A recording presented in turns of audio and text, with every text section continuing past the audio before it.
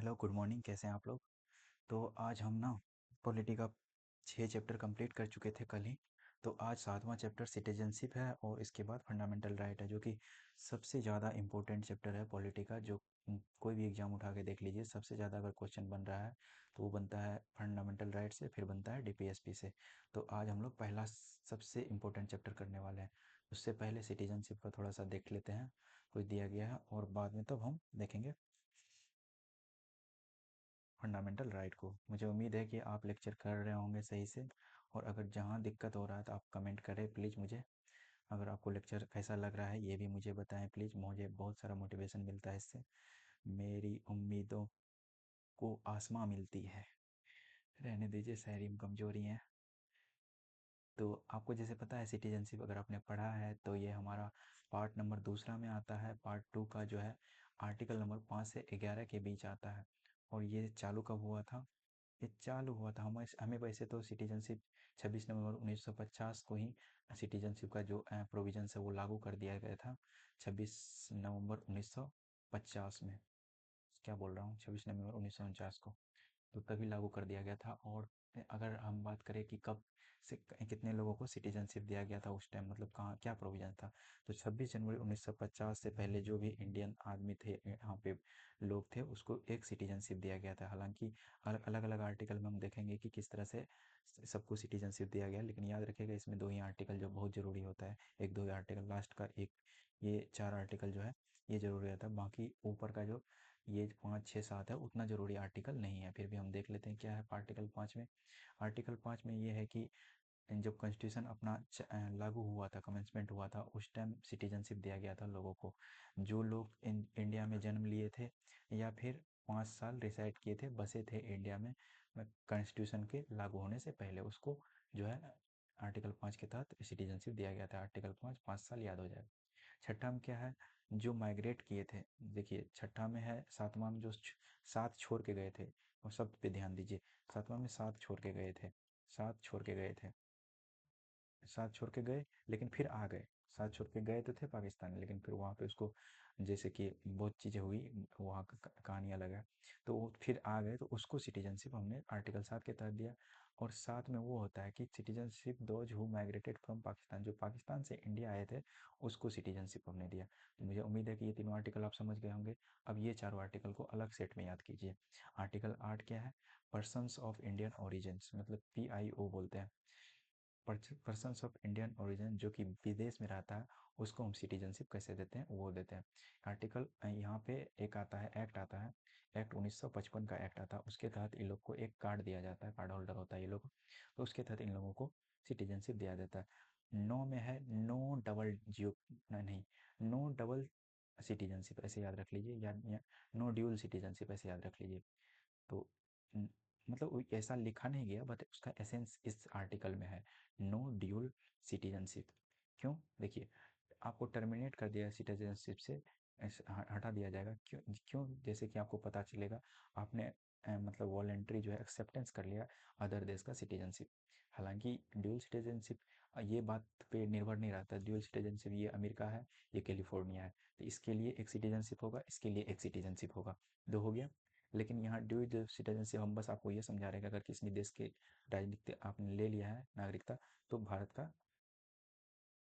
नागरिकता खत्म हो जाएगा। तो 9 से हो जाएगा 9, मतलब नो ड्यूल सिटीजनशिप ऐसे याद कर सकते हैं आप। याद करने के लिए मैंने वो बनाया था, continuous of citizenship unless parliament enact out. आपका सिटीजनशिप जो है वो किसी द्वारा छीना नहीं जाएगा, कि कोई लॉ बना दिया और उससे आपका जो है सिटीजनशिप छीन लेगा। कभी नहीं ऐसा हो सकता। अगर आप सिटीजन हैं तो हमेशा के लिए रहेंगे, सीधी सी बात है। तो 11 में ये कहता है कि पार्लियामेंट लॉ बना सकता है, रेगुलेट कर सकता है सिटीजनशिप को।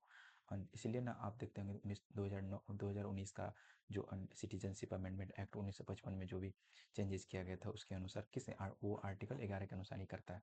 पार्लियामेंट का क्या पावर है? ये एम्पावर करता है, लेजिस्लेट कर सकता है मैटर रिलेटेड टू सिटीजनशिप में जो भी मैटर है उसको ये कानून बना सकता है, उस पर इसी पावर। सिंगल सिटीजनशिप इंडिया में है, आपको जैसे कि हम बताएं, जैसे कनाडा में होता है वैसे। कंपैरिजन करें तो यूएस में डबल सिटीजनशिप चलता है।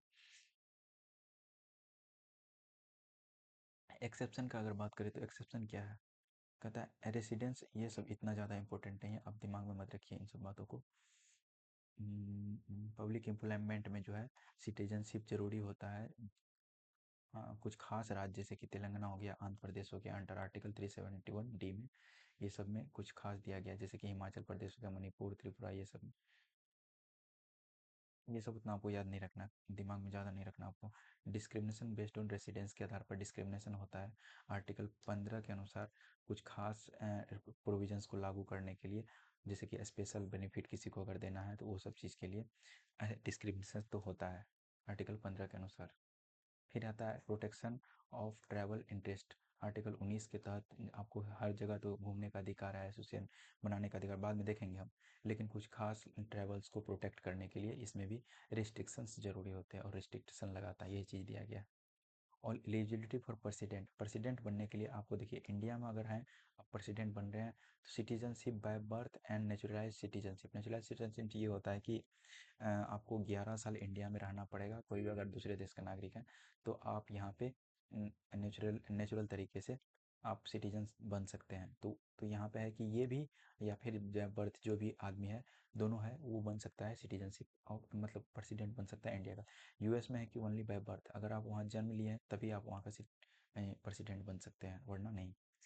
ट्राइबल एम्पावरमेंट क्या होता है, ये कुछ प्रोविजंस दिए गए हैं।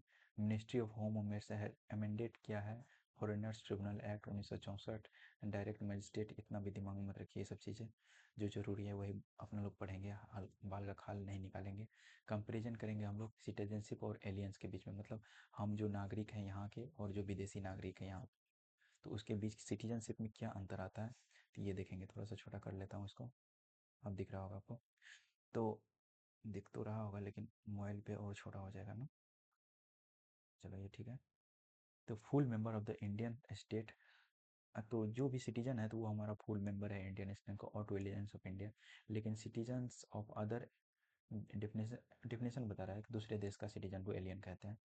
और acquisition on loss of citizenship is governed bye the citizenship 1935, तो यहाँ के सिटीजनशिप में एक्विजिशन कर सकता है या फिर लॉस सिटीजनशिप का हो सकता है, तो सिटीजनशिप अमेंडमेंट, सिटीजनशिप एक्ट 1955 के तहत हो सकता है। यहाँ का राइट क्या है, do not enjoy civil right, सारा राइट ये सिविल और पॉलिटिकल राइट ये नहीं एंजॉय कर सकता है।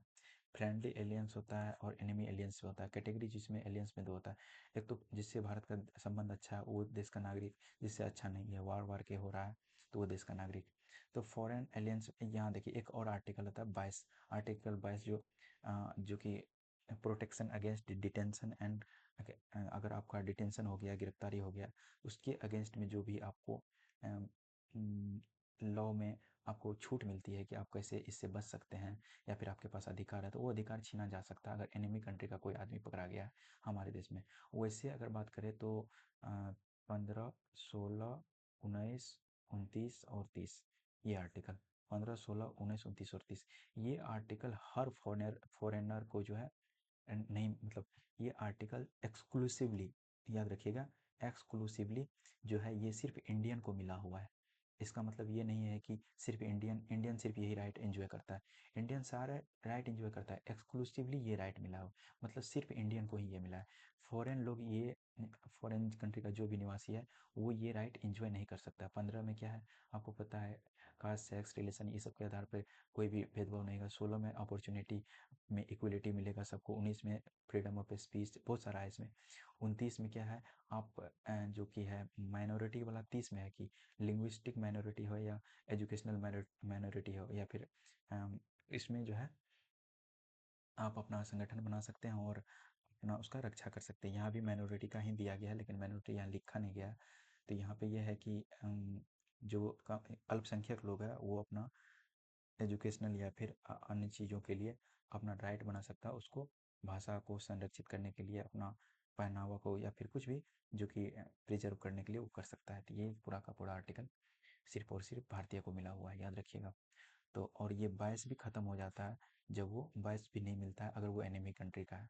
समझ में आया, तो इसमें एक और 22 जोड़ दीजिए, 22 मतलब बाकी 22 भी ख़त्म हो जाता है उसके लिए।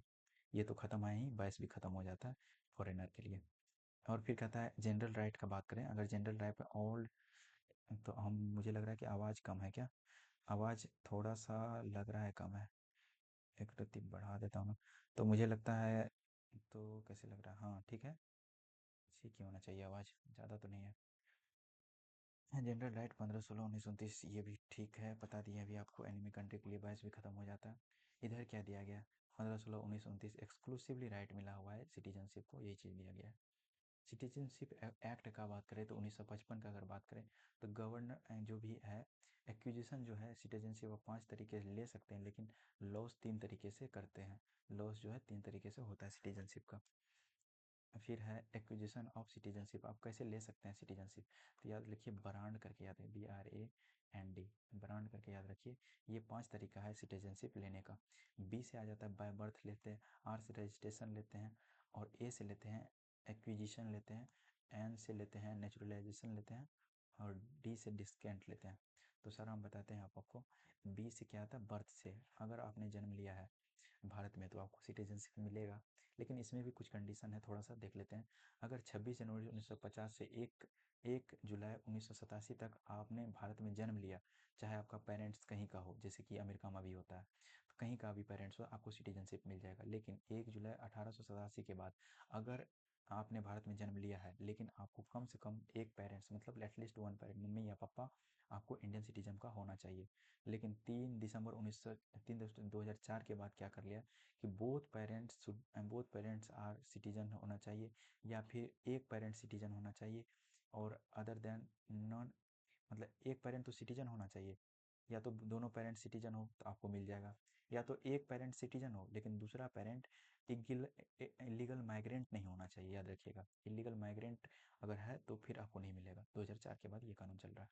आर्टिकल सेक्शन नंबर 3 में आता है बाय बर्थ, याद रखिएगा। डेस्केंट का दूसरा एक्सक्लूसिवली एक्सक्लूजन किसको हटा दिया गया इसमें? कोई भी फॉरेन का डिप्लोमेट है, डिप्लोमेट का बच्चा बच्चा जो यहाँ पर आता है उसको नहीं मिलेगा, सीधी सी बात है। डेस्केंट है, डेस्केंट के अनुसार यह 4 में है। तो डेस्केंट में क्या होता है? जो आप बाहर जन्म लिए हैं, भारत से बाहर जन्म लिए हैं, तो कैसे आपको सिटीजनशिप मिलता है? 26 जनवरी 1950 से लेकर 10 दिसंबर 1992 तक ये कानून था कि सिटीजनशिप आपको मिल जाएगा यदि आपके पापा इंडियन सिटीजन के हैं। फिर अगर आप बाहर जन्म लिए हैं, इंडियन पापा हैं, तो आपको हो जाएगा काम। लेकिन दिसंबर 1992 में क्या कहते हैं, या तो पापा या तो मम्मी इंडियन है, आप बाहर जन्म लिए फिर भी मिल जाएगा। और पोस्ट 2004 के बाद एक और कानून आया, बर्थ जो है, अगर आपको birth must be register eight an Indian consulate when 1 year और विद इन, अगर आपके मम्मी पापा बाहर के हैं या फिर यहाँ के हैं, तो आपको, और बाहर आपने जन्म लिया है, तो 1 साल के भीतर आपको कॉन्सुलेट होता है जो भी देश में आप जन्म लिया है, वहाँ पे इंडियन कॉन्सुलेट होगा, वहाँ पे आपको रजिस्ट्रेशन कराना होगा कि हमने एक बच्चे को जन्म दिया है जिसका सिटीजनशिप हम इंडियन रखना चाहते हैं। और ये रजिस्ट्रेशन के बाद अब बात करें तो रजिस्ट्रेशन में कैसे होता है? सेक्शन 5 में आता है रजिस्ट्रेशन। रजिस्ट्रेशन की बात करें तो इसमें नल इलीगल माइग्रेंट कैन अप्लाई। तो इलीगल माइग्रेंट के लिए तो कभी सिटीजनशिप मिलता ही नहीं है। नॉन इलीगल केस में अप्लाई कर सकता है, जिसमें क्या होता है कि 7 साल आपको प्रायर टू एप्लीकेशन, जहाँ जब आप एप्लीकेशन भरने जा रहे हो उससे पहले आपको 7 साल इंडिया में रहना पड़ेगा। फिर होता है नेचुरलाइजेशन का प्रोसेस। नेचुरलाइजेशन कैसे होता है? कम से कम आपको 12 साल इंडिया में बसना पड़ेगा, और उसमें भी लास्ट 14 साल में 11 साल तो लगातार बसना पड़ेगा। ये सब होता है फैक्टर। आपको यहाँ इंडिया में बसने के लिए कम से कम 8 शेड्यूल का जो है लैंग्वेज का बारे में कुछ पता होना चाहिए आपको। इनकॉर्पोरेशन ऑफ टेरिटरी होता है। अच्छा, ब्रांड के बारे में कौन ने बताया था ना? BRAND। एक्विजेशन ही ब्रांड इनकॉर्पोरेशन होता है। एक्विजिशन कोई अधिग्रहण जो होता है वो बोलते हैं। एन से नेचुरलाइजेशन, डी से डिस्काउंट हो गया, आर से रजिस्ट्रेशन, और बी से ब्रांड, सब बता दिए।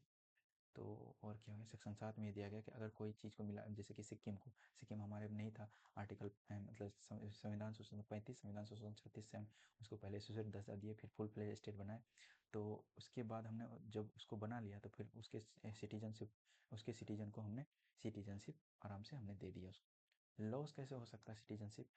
सिटीजनशिप एक्ट 1955 के तहत ही आप 3 तरीके से लॉस हो सकता है सिटीजनशिप का। जैसे आपने तो एक तो पहला है रिनाउंसिएशन ऑफ सिटीजनशिप, आपने सिटीजनशिप त्याग दिया, सेक्शन 8 का है कि जिसमें आपने त्याग दिया तो फिर आपको मिलेगा भी नहीं सिटीजनशिप। टर्मिनेशन ऑफ सिटीजनशिप जो है वो सेक्शन 29 में दिया गया। इसमें क्या है? टर्मिनेट कर दिया गया अगर आपको ऐसा पाया गया कि आपने दूसरे देश का सिटीजनशिप ले लिया है, तो वायलेट कर रहे हैं आप, एक्वायरिंग अनदर सिटीजनशिप, एक दूसरे देश का सिटीजनशिप ले लिए हैं, तो आपको टर्मिनेट कर दिया जाएगा सिटीजनशिप से।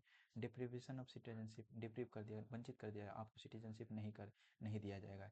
या फिर रिवोक्ड कर दिया जाएगा, दिया है फिर छीन लेगा, क्यों दिया जाए? क्योंकि आपको पाया कि आपने फ्रॉडगिरी किया है इसलिए लेने में, या फिर कुछ जाली सर्टिफिकेट लगाया है, या एनिमी कंट्री का आप मदद कर रहे हैं वार के जोन में, तो या फिर क्रिमिनल रिकॉर्ड है आपके बारे में, तो या फिर कंटिन्यूस रेसिडेंस है, मतलब reside outside India for the 7 year, लगातार आप 7 साल से बाहर रह रहे हैं इंडिया में, ऐसा कुछ प्रोविजन ये सब होता है, तो आपसे छीन लिया जाएगा। सिटीजनशिप अमेंडमेंट अगर एक्ट 2019 का बात करें तो इसमें क्या सब था? पहले तो हम इलीगल माइग्रेंट को डिफाइन करेंगे, क्या होता है।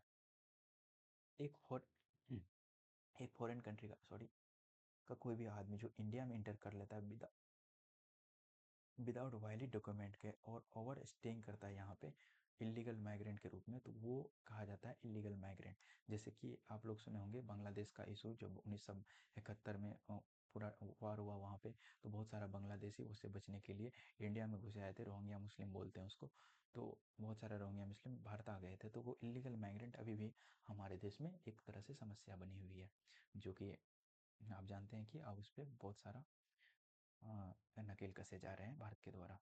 Citizenship for prosecuted migrant, prosecuted migrant क्या होता है? जिसको जैसे कि अदर देश में, या फिर कई सिटीजनशिप हो, उसके लिए हम लोग सिटीजनशिप देते हैं जो प्रोसिक्यूटेड माइग्रेंट है, मतलब प्रोसिक्यूट माइग्रेंट होता है। जैसे कि आप ले लीजिए हमारे भारत है, यहाँ पे भारत के चारों बगल देखिए मुस्लिम देश मिलेगा आपको, यहाँ पे पाकिस्तान मिलेगा, यहाँ पे बांग्लादेश मिलेगा, फिर श्रीलंका तो मुस्लिम नहीं है, परंतु श्रीलंका को कर लेते हैं, मालदीव भी एक अच्छा मुस्लिम देश है, और ये सब कंट्री का जो भी है, तो टोटल अफगानिस्तान मुस्लिम देश है, बांग्लादेश, पाकिस्तान, ये सब कंट्री का जो है हम 6 जाति को जो है, यही 2019 का हम प्रोविजन बता रहे हैं, 2019 में जो अमेंडमेंट किया था यही 6 जाति कौन सा? एक हिंदू, मुस्लिम, हिंदी मुस्लिम नहीं है याद रखिएगा, हिंदू, सिख, बुद्ध, जैन, पारसी और क्रिश्चियन, ये 6 जाति को हमने बोला कि आप हमारे जो भी 31 दिसंबर 2014 से पहले इंडिया आ चुके हैं, ये सब जाति के लोग इन सब देशों से, तो उसको अब 11 साल रहने की जगह आप अगर 5 साल भारत में रह रहे हैं तभी आपको सिटीजनशिप दे दिया जाएगा। तो यही प्रोविजंस था जिसके कारण इतना बवाल छिड़ा था। एक्सक्लूशन क्या है? ट्रैवल एरिया, जैसे कि exemption do not apply to. हाँ, तो ये इसमें ये था कि लड़ाई इसलिए छिड़ा था कि ऐसा नहीं है कि इसमें वैग था कुछ चीज़ें, इसलिए कारण इतना बवाल हुआ था। आप सिटीजनशिप उसको दे रहे हो तो इसका मतलब आप चेक भी तो करोगे कौन सिटीजनशिप है कौन नहीं है।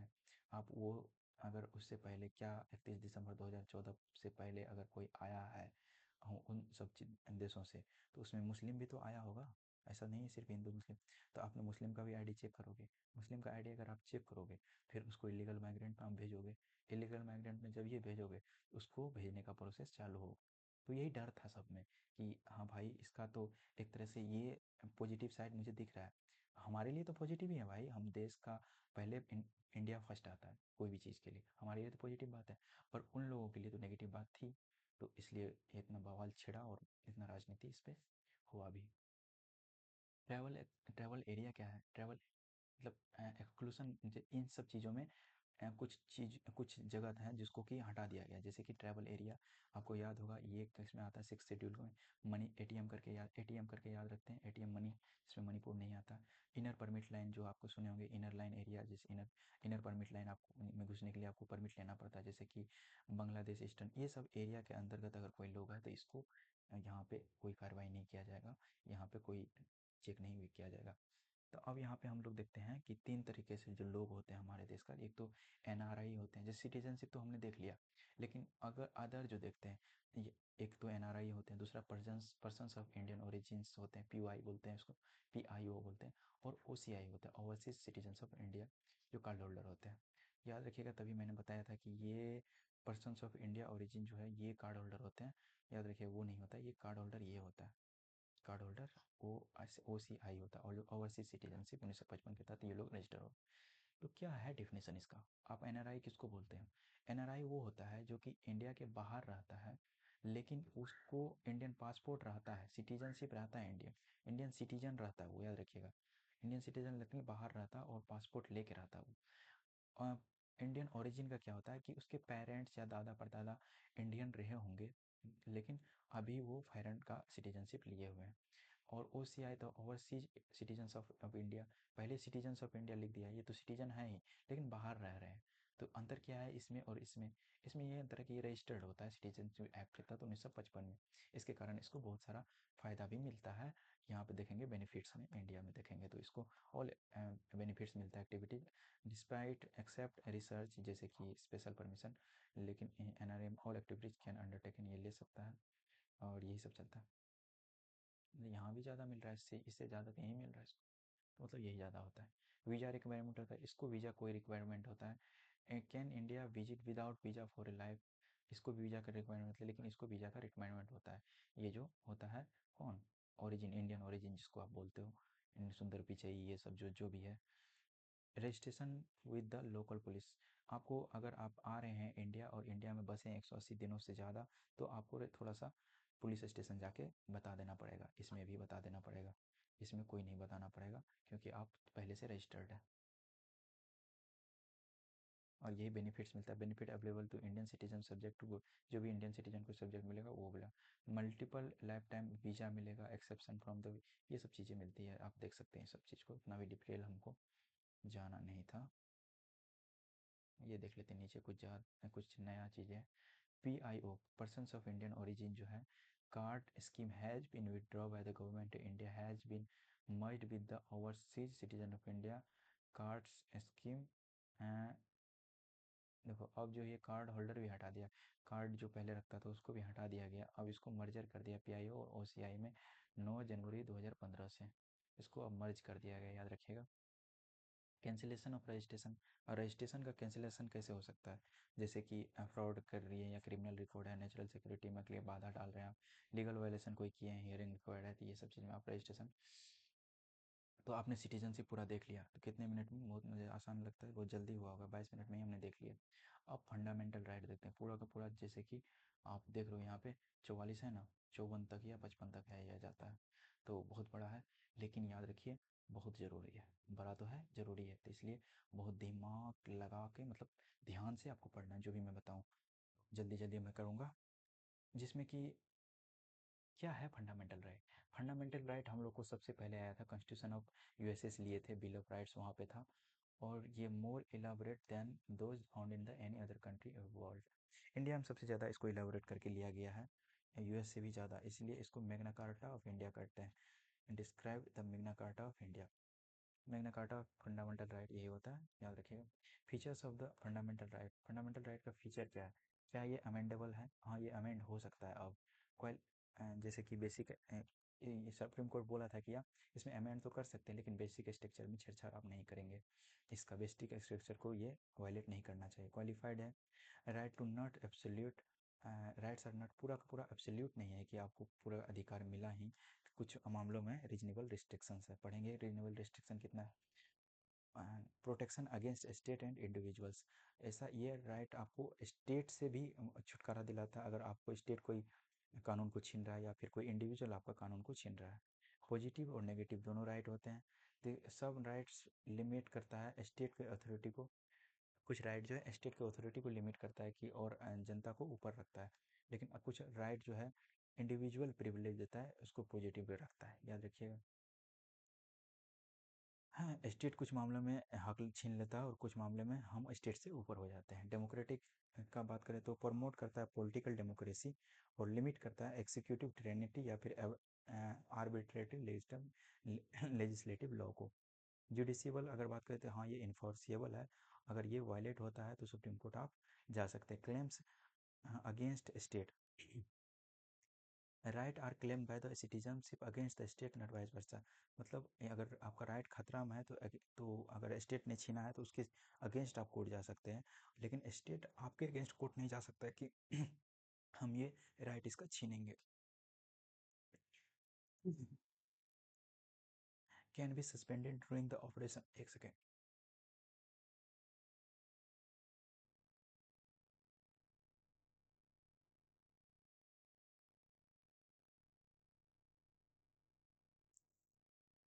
हाँ याद रखिए, नेचुरल इमरजेंसी के टाइम में आर्टिकल 20 और 21 को छोड़ के बाकी सारा आर्टिकल जो है वो सस्पेंड हो जाता है, कोई राइट नहीं रहता आपको।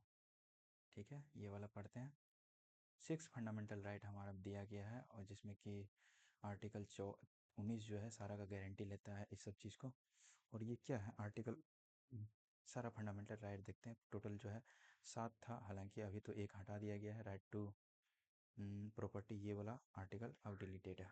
ठीक, तो इक्वलिटी देखते हैं 14 से 18 तक, फ्रीडम देखते हैं 19 से 22 तक, और फिर एक्सप्लोटेशन, राइट टू एक्सप्लोटेशन 23 से 24 तक होता है। 23 में क्या था, मजदूर वाला। 25 में, 24 में क्या था, चिल्ड्रन वाला, याद रखिएगा। Freedom, right to freedom of children जो है, फ्रीडम ऑफ रिलीजन जो धर्म से आज़ादी, धर्म के लिए आज़ादी, मतलब 25 से 28 तक होता है। कल्चरल और एजुकेशनल राइट जो 29-30 है, और ये हटा दिया गया। और राइट टू रेमेडी 32 है, जिसको अम्बेडकर जी ने सोल ऑफ द कॉन्स्टिट्यूशन कहा था। 44वां कॉन्स्टिट्यूशनल का अगर बात करें 78 में हुआ था, उसने लीगल राइट दे दिया किसको, जो कि धन संपत्ति के अधिकार को हटाकर उसको लीगल राइट दे दिया। 300 ए में पार्ट 12 में इसको रख दिया गया, और बाकी 6 बच गया। और फंडामेंटल राइट टू अवेलेबल जो होता है, वो फिर वही बात जो आपको नीचे दोहराए थे हम।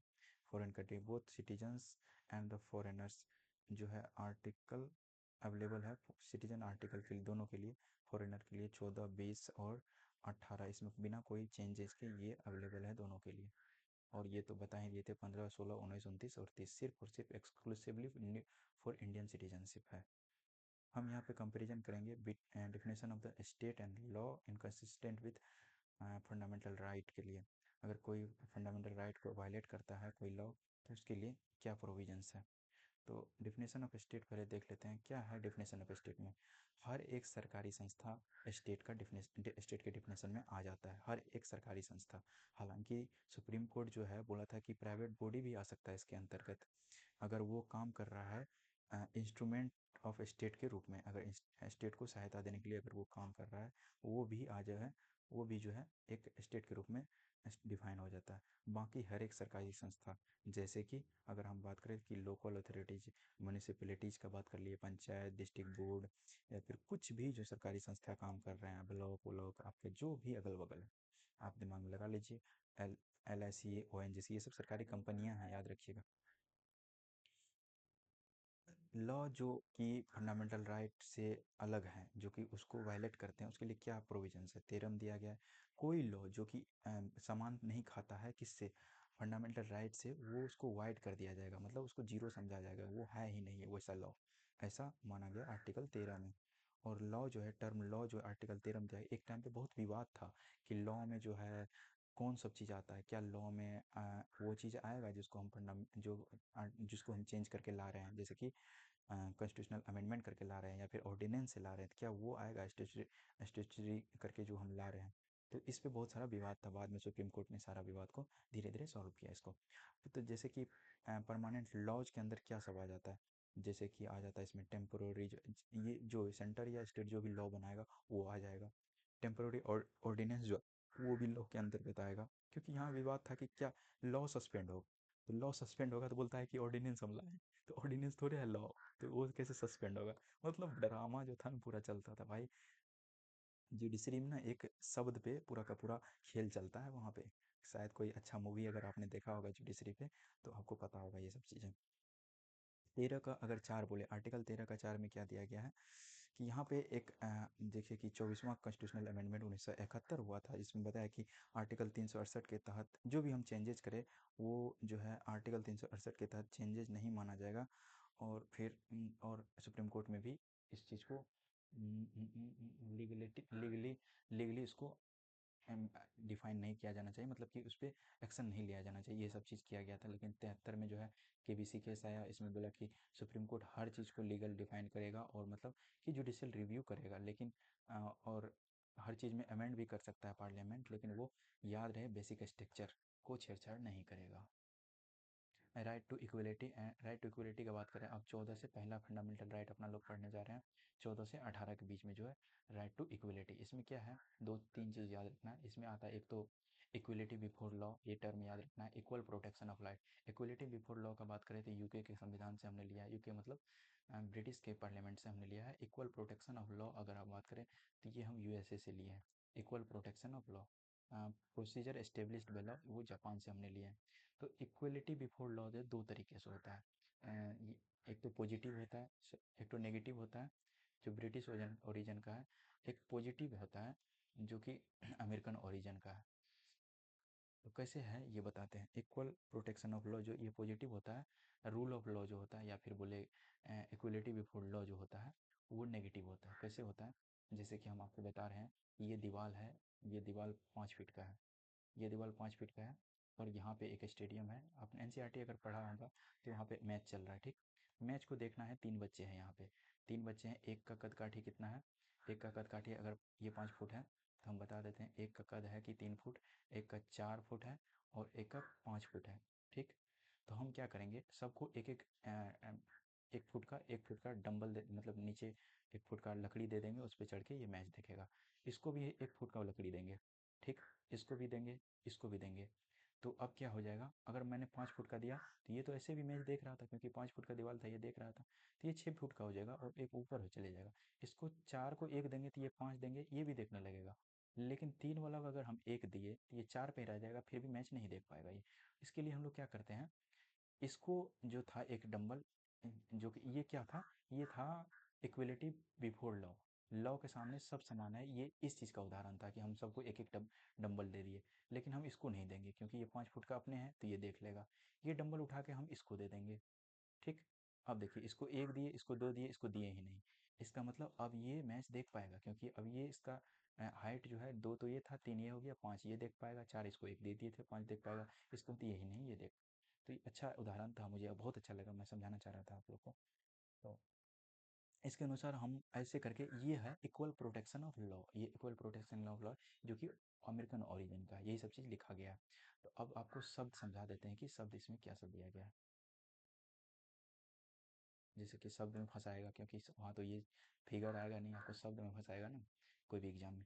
जैसे कि यहाँ पे देखिए, इक्वलिटी बिफोर लॉ में एसेंस दे देगा कि absence of all special privilege, किसी को स्पेशल प्रिविलेज नहीं दिया जाएगा फेवर करने के लिए। जैसे कि हम पहले दिए थे, एक एक सबको दिए थे, स्पेशल तो नहीं दिए थे किसी को। Equal subjection of all person to ordinary law, कोई भी लॉ के सामने सबको इक्वल सब्जेक्शन मिलेगा, इक्वल याद रखिएगा, इक्वल सबको, यहाँ सबको रहेगा और यहाँ इक्वल रहेगा।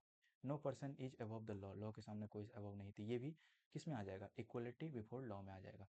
यहाँ पे देखिए, इक्वल प्रोटेक्शन ऑफ लॉ यहाँ अलग आएगा, एक खास वर्ग के लिए एक खास इक्वलिटी आएगा। Equality of treatment under equal circumstances, equal circumstances में इक्वल ट्रीटमेंट मिलेगा।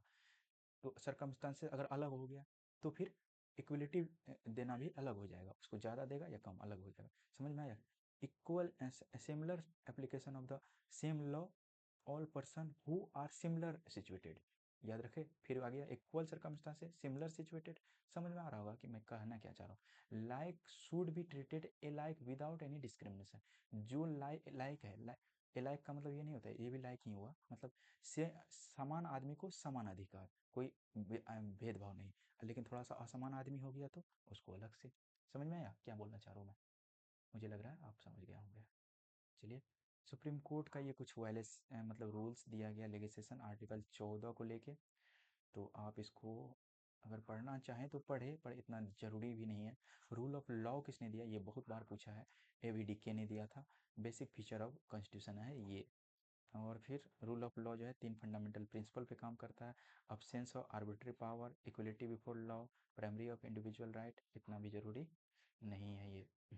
अगर एक्सेप्शन टू इक्वलिटी बोले, इक्वलिटी में क्या एक्सेप्शंस आता है, आर्टिकल 361 याद होगा, जिसमें कि प्रेसिडेंट और गवर्नर को कुछ खास इम्यूनिटी मिलता है। आर्टिकल 161 में भी है कुछ, no person is liable for any civil और criminal proceeding in any court respect to the publication in the newspaper और द सब्सटेंस। इसमें याद रखिए 361 में गवर्नर और उनके बारे में। 105 में पार्लियामेंट प्रोसीडिंग्स में जो है पार्लियामेंट के प्रिविलेज मिलता है कुछ मेंबर को, पीएम मतलब एमपी सबको प्रिविलेज मिलता है आर्टिकल 105 में। यहाँ एक ये चीज़ डिफाइन करा गया है कि यहाँ पे कि कुछ भी करो आप पार्लियामेंट में, वो कोर्ट के लिए ऐसे तो 120 और 121 इस चीज़ को डिफाइन करता है कि पहले तो ये आता है कि पार्लियामेंट कोई भी मुद्दा को जो कोर्ट में हो रहा है उसको यहाँ नहीं लाएगा। और फिर 121 में ये रहा है कि कोई भी मुद्दा जो कोर्ट में हो रहा है, सॉरी पार्लियामेंट में हो रहा है, वो कोर्ट नहीं उठाएगा कि कोर्ट में क्या चल रहा है, कौन किसको लात मारा, कि और किसको घुसा मारा, ये सब चीज़ें, या फिर कौन डिफेमेशन कर रहा है, ये सब चीज़ें बात नहीं करेगा। यही प्रिविलेज है इन लोगों का। आर्टिकल 194 में होता है प्रिविलेज, इसी में आप कितना जोड़ दीजिए, 89 जोड़ दीजिए। आपको बताए थे ट्रिक, एक बार फिर से ट्रिक बताते हैं। 72 से लेके आर्टिकल 111 तक, तो मतलब इसमें अगर 89 जोड़ेंगे तो जो भी प्रोविज़न आपको पार्ट नंबर 5 में रहेगा, वो प्रोविज़न आपको पार्ट नंबर 6 में आ जाएगा। प्रेसिडेंट की जगह गवर्नर, पीएम की जगह सीएम, काउंसिल ऑफ मिनिस्टर की जगह यहाँ स्टेट का काउंसिल ऑफ मिनिस्टर, और ऐसे ही चेंज आ जाएगा। 31 का सी देख लीजिए, ये 31 का सी अगर आएगा तो 14 गायब हो जाएगा। तो 31 वो जान रहे कि 31, 32, 33, 34 तक ये सब जो है, 31 तो हालांकि वो प्रॉपर्टी वाला राइट था, 32, 33, 34 जो है, 32, 33, 34 ये सब जो है, ये तीनों आर्म फोर्सेस के लिए है अपना लोग का। ठीक है, ठीक है, ठीक है ब्रो, समझ तो आ रहे हैं ना? अगर नहीं आ रहे हैं तो कमेंट छोड़े ना, छोड़े अपने कमेंट। अब देखिए आर्टिकल 15 देखते हैं। 15 क्या है? डिस्क्रिमिनेशन के अगेंस्ट है। अगर कोई भी आपको जो है वो रिलीजन, रेस, कास्ट, सेक्स या आप कहाँ जन्म लिए हैं, इसके आधार पर कोई नहीं आपको भेदभाव करेगा। भेदभाव ऐसा नहीं कर सकता है कि तुम हिंदू हो, मुस्लिम हो, रेस से मतलब ये नहीं कर सकता है कि तुम गोरा काला। कास्ट नहीं कह सकता है कि जैसे कि तुम अगड़ी जाति को हो, पिछड़े जाति को हो, या लड़का लड़की हो इस पे, या फिर आप तुम हिमाचल से हो कि तुम साउथ से हो, नॉर्थ से, इस पे भेदभाव नहीं होना चाहिए। आर्टिकल 15 का एक यही चीज़ कहता है। और ये जो है स्टेट नहीं कर सकता है भेदभाव, याद रखिएगा, इसमें एक्सक्लूसिवली स्टेट लिखा गया है, स्टेट नहीं कर सकता है। 15 का 2 में ये लिखा गया है कि no citizen shall be grounded only on the ground of the only. तो यहाँ भी वही चीज़ लिखा गया है, लेकिन यहाँ पे कुछ खास सब्जेक्ट्स बारे में दिया गया है कि इन मामलों में भेदभाव नहीं करेगा। जैसे कि यहाँ पे दिया है कि कोई भी भेदभाव आपके साथ नहीं करेगा, कोई सिटीजन, नो सिटीजन, मतलब इसमें स्टेट प्लस सिटीजन दोनों आ रहे हैं सब। तो यहाँ पे है कि भेदभाव कौन नहीं करेगा, मतलब religion, caste, sex, place of birth या फिर एनी ऑफ देम, कुछ के भी आधार पे भेदभाव नहीं होना चाहिए। जैसे कि शॉप के लिए पब्लिक प्लेस, याद रखिए सब चीज़ इसमें। 15 का 2 में पब्लिक प्लेस याद रखिए, 2, 15 का 2, 2 का मतलब पब्लिक प्लेस, पब्लिक, पीपी याद रखिए, पब्लिक प्लेस, 2 मतलब पीपी, पब्लिक प्लेस हो गया। जैसे कि पब्लिक रेस्टोरेंट, होटल हो गया, या फिर वेल्स हो गया, टैंक्स हो गया, ये सब कुछ भी मामले में ये सब आपको नहीं कराया जाएगा।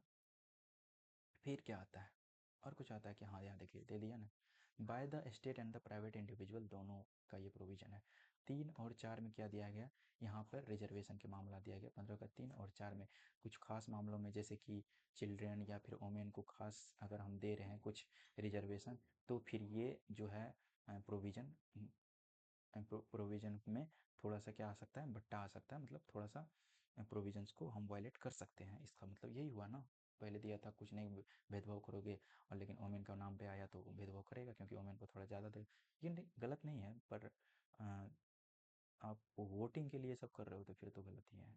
सोशली अगर किसी को उठाना चाह रहे हो तो कोई इशू तो नहीं है किसी को। Advancement of the social and the economic backward classes for the S C S T को भी उठाना अगर आप चाह रहे हो तो अच्छी बात है भाई, उठाओ, कोई दिक्कत नहीं है। सोशली और इकोनॉमिक एजुकेशनली अगर कोई वीक है, उसको उठाने का काम कर रहे हो तो EWS है। तो ये सब प्रोविज़न 15 का 2-3 में आता है कि रिजर्वेशन दिया गया, 3-4 बस रिजर्वेशन याद रखिए, 3-4 रिजर्वेशन आप याद रखिए। बाकी जो है 15 का 5 याद रखिए, 15 का 5 में है 93वां अमेंडमेंट 2005 में हुआ था। इसमें 27% रिजर्वेशन, याद होगा आपको, सरकारी या कमीशन बैठा था, मंडल कमीशन बैठा था, उसने 70% रिजर्वेशन जो है OBC के लिए रिकमेंड किया था, और उसी को लागू करने के लिए इसने 15 का 5 जोड़ा और बोला कि 27% reservation non SC ST, SC ST को तो पहले ही दे दिया, नॉन SC ST को ये एजुकेशनल इंस्टीट्यूशन में दिया जाएगा, याद रखिएगा। और बाद में सुप्रीम कोर्ट का ऑर्डर आया कि इसमें भी क्रीमी और नॉन क्रीमी लेयर को अलग किया जाए, और क्रीमी लेयर को इस आरक्षण से बाहर कर दिया जाए। सुप्रीम कोर्ट का ये डिसीजन था। हालांकि अभी तो शायद मिलता नहीं है, क्योंकि क्रीमी और नॉन क्रीमी लेयर तो है OBC में। हाँ, और एक सुप्रीम कोर्ट का इधर एक और डिसीजन आया था कि हम जो SC में दे रहे हैं, SC में था ना, SC ST भी था शायद, SC ST में जो भी हम आरक्षण दे रहे हैं, उसको भी क्रीमी और नॉन क्रीमी में बांट दिया जाए। और इसमें हटा तो नहीं दिया जाए क्रीमी लेयर को, लेकिन परसेंटेज का मामला में थोड़ा अंतर किया जाए, क्रीमी को थोड़ा कम किया जाए और नॉन क्रीमी लेयर को थोड़ा ज़्यादा आरक्षण दिया जाए। ये सब मामला तो हो रहा था। शायद कोई स्टेट इस पे मामला उठाया, क्योंकि कोई भी स्टेट ये करना नहीं चाहेगा, क्योंकि मेन उसका होता है कि क्यों हम वोटिंग का मामला आ जाता है बीच में, क्योंकि अगर वो बांटने चाहे तो फिर उसको वोट ही नहीं मिलेगा। एक्सेशन, अगर हम बात करें रिजर्वेशन ऑफ EWS का बात करें तो छठा में आता है। EWS मतलब 3 अक्षर से बना है, गुना कर दीजिए 6, 15 का 6 में EWS के बारे में 103 अमेंडमेंट पढ़े थे, 19 में आया था 10% reservation, non SC ST non OBC में ये सब रिजर्वेशन था एग्जिस्टिंग, इसको हटा करके जो था ये दिया गया था। और कोई भी रिजर्वेशन 50% से ऊपर नहीं होना चाहिए, सुप्रीम कोर्ट का ऑर्डर था, शायद यहाँ दिया होगा। Creamy layer of SC ST, हाँ creamy layer for SC ST का ये प्रोविजंस था। सुप्रीम कोर्ट एक केस का रिव्यू कर रहा था जो कि Punjab judgment of the Punjab Haryana High Court allow किया उसने, क्या अलाउ किया उसने, स्टेट ऑथराइज करे, state authority to sub classify करे reserve category of group of the SC and ST में सब क्लासीफाई करे रिजर्वेशन को, जिसमें कि इसने डिसीजन को ओवरटर्न कर दिया EV चिन्ना स्वामी, EV चिन्ना और स्टेट ऑफ आंध्र प्रदेश 2004 के रूलिंग को, जिसमें कि ऐसा नहीं करने को शायद कहा गया होगा। और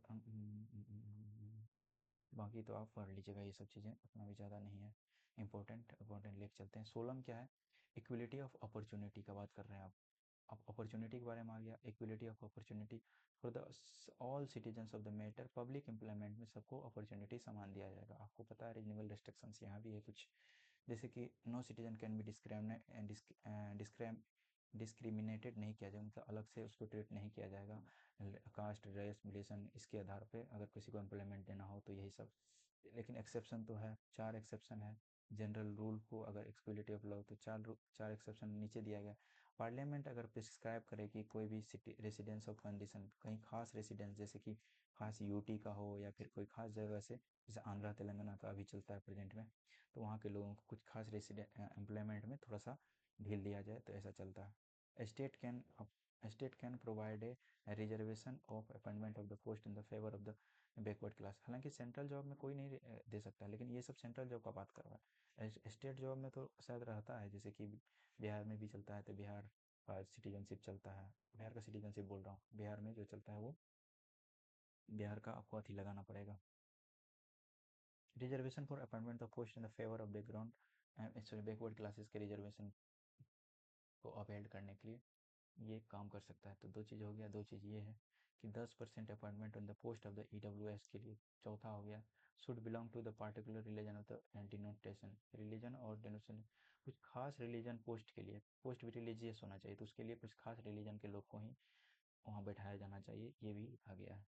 ये इंदिरा साहनी का आपको केस याद होगा, जो 1992 का केस था ये, इसको एग्जामिन करने के लिए दिया गया था। OBC में जो आरक्षण दिए हुए हम 27% का, तो उसमें 27% का जो ऑब्जर्व आरक्षण दिए हुए हैं, वो 27% का आरक्षण कौन उठा रहा है, क्या क्रीमी और नॉन क्रीमी का बात तभी से आया था।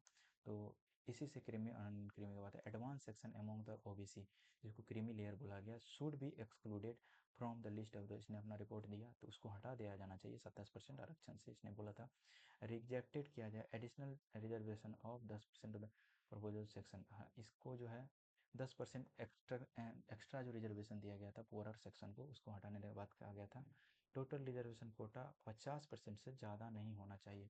ये देखिए, अब ये केस था जो कि सुप्रीम कोर्ट ने इंदिरा साहनी के केस में ये सब स्कोप दिया था, क्या दिया था, 10% को हटा दो, 50% से ज़्यादा नहीं होना चाहिए, कैरी फॉरवर्ड रूल होना चाहिए, अगर कोई जैसे कि किसी को तुम हटा रहे हो, एक्सक्लूड कर रहे हो, तो उसका रिजर्वेशन नेक्स्ट वाले जो नीचे का लोग हैं उसको कैरी फॉरवर्ड कर देना चाहिए, लेकिन 50% से वायलेट नहीं होना चाहिए, हमेशा 50% ही रहना चाहिए।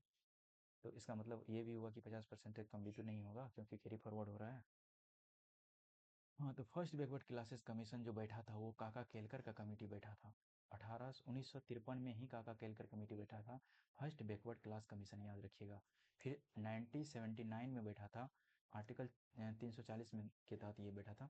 तो इसमें सेकंड बैकवर्ड क्लासेस कमीशन बैठा था, जो BP मंडल का कमीशन था, आपको याद होगा वो टाइम दिल्ली में कितना बड़ा दंगा हो चला था, एक यूनिवर्सिटी, दिल्ली का यूनिवर्सिटी का बच्चा था जो इसके विरोध में अध्यक्ष था, वो भाई ने खुद को आग लगा दिया था।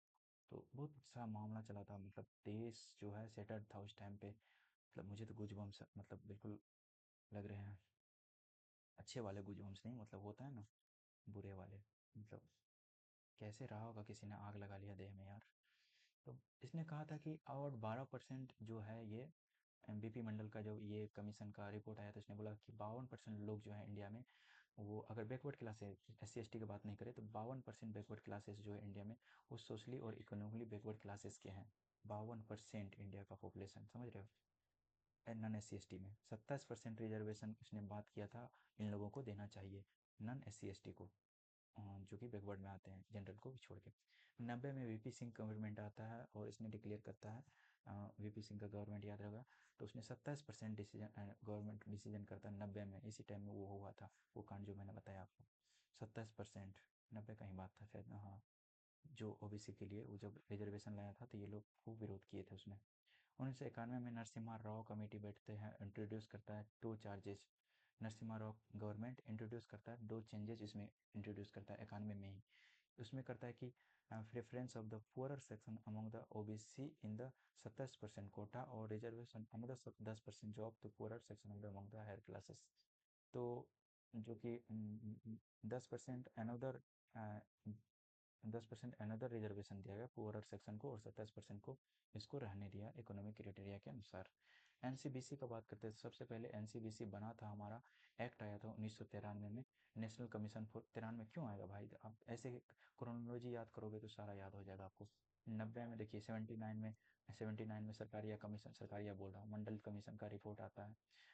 79 में बनता है और 83 में शायद रिपोर्ट आता है उसका, 83 85 में रिपोर्ट आता है, देख लीजिएगा। और 90 में डिक्लेयर किया जाता है सरकार के VP सिंह के द्वारा। 91 में फिर नरसिम्हा राव उसमें चेंजेस लाता है, 10% एक्टर आता है।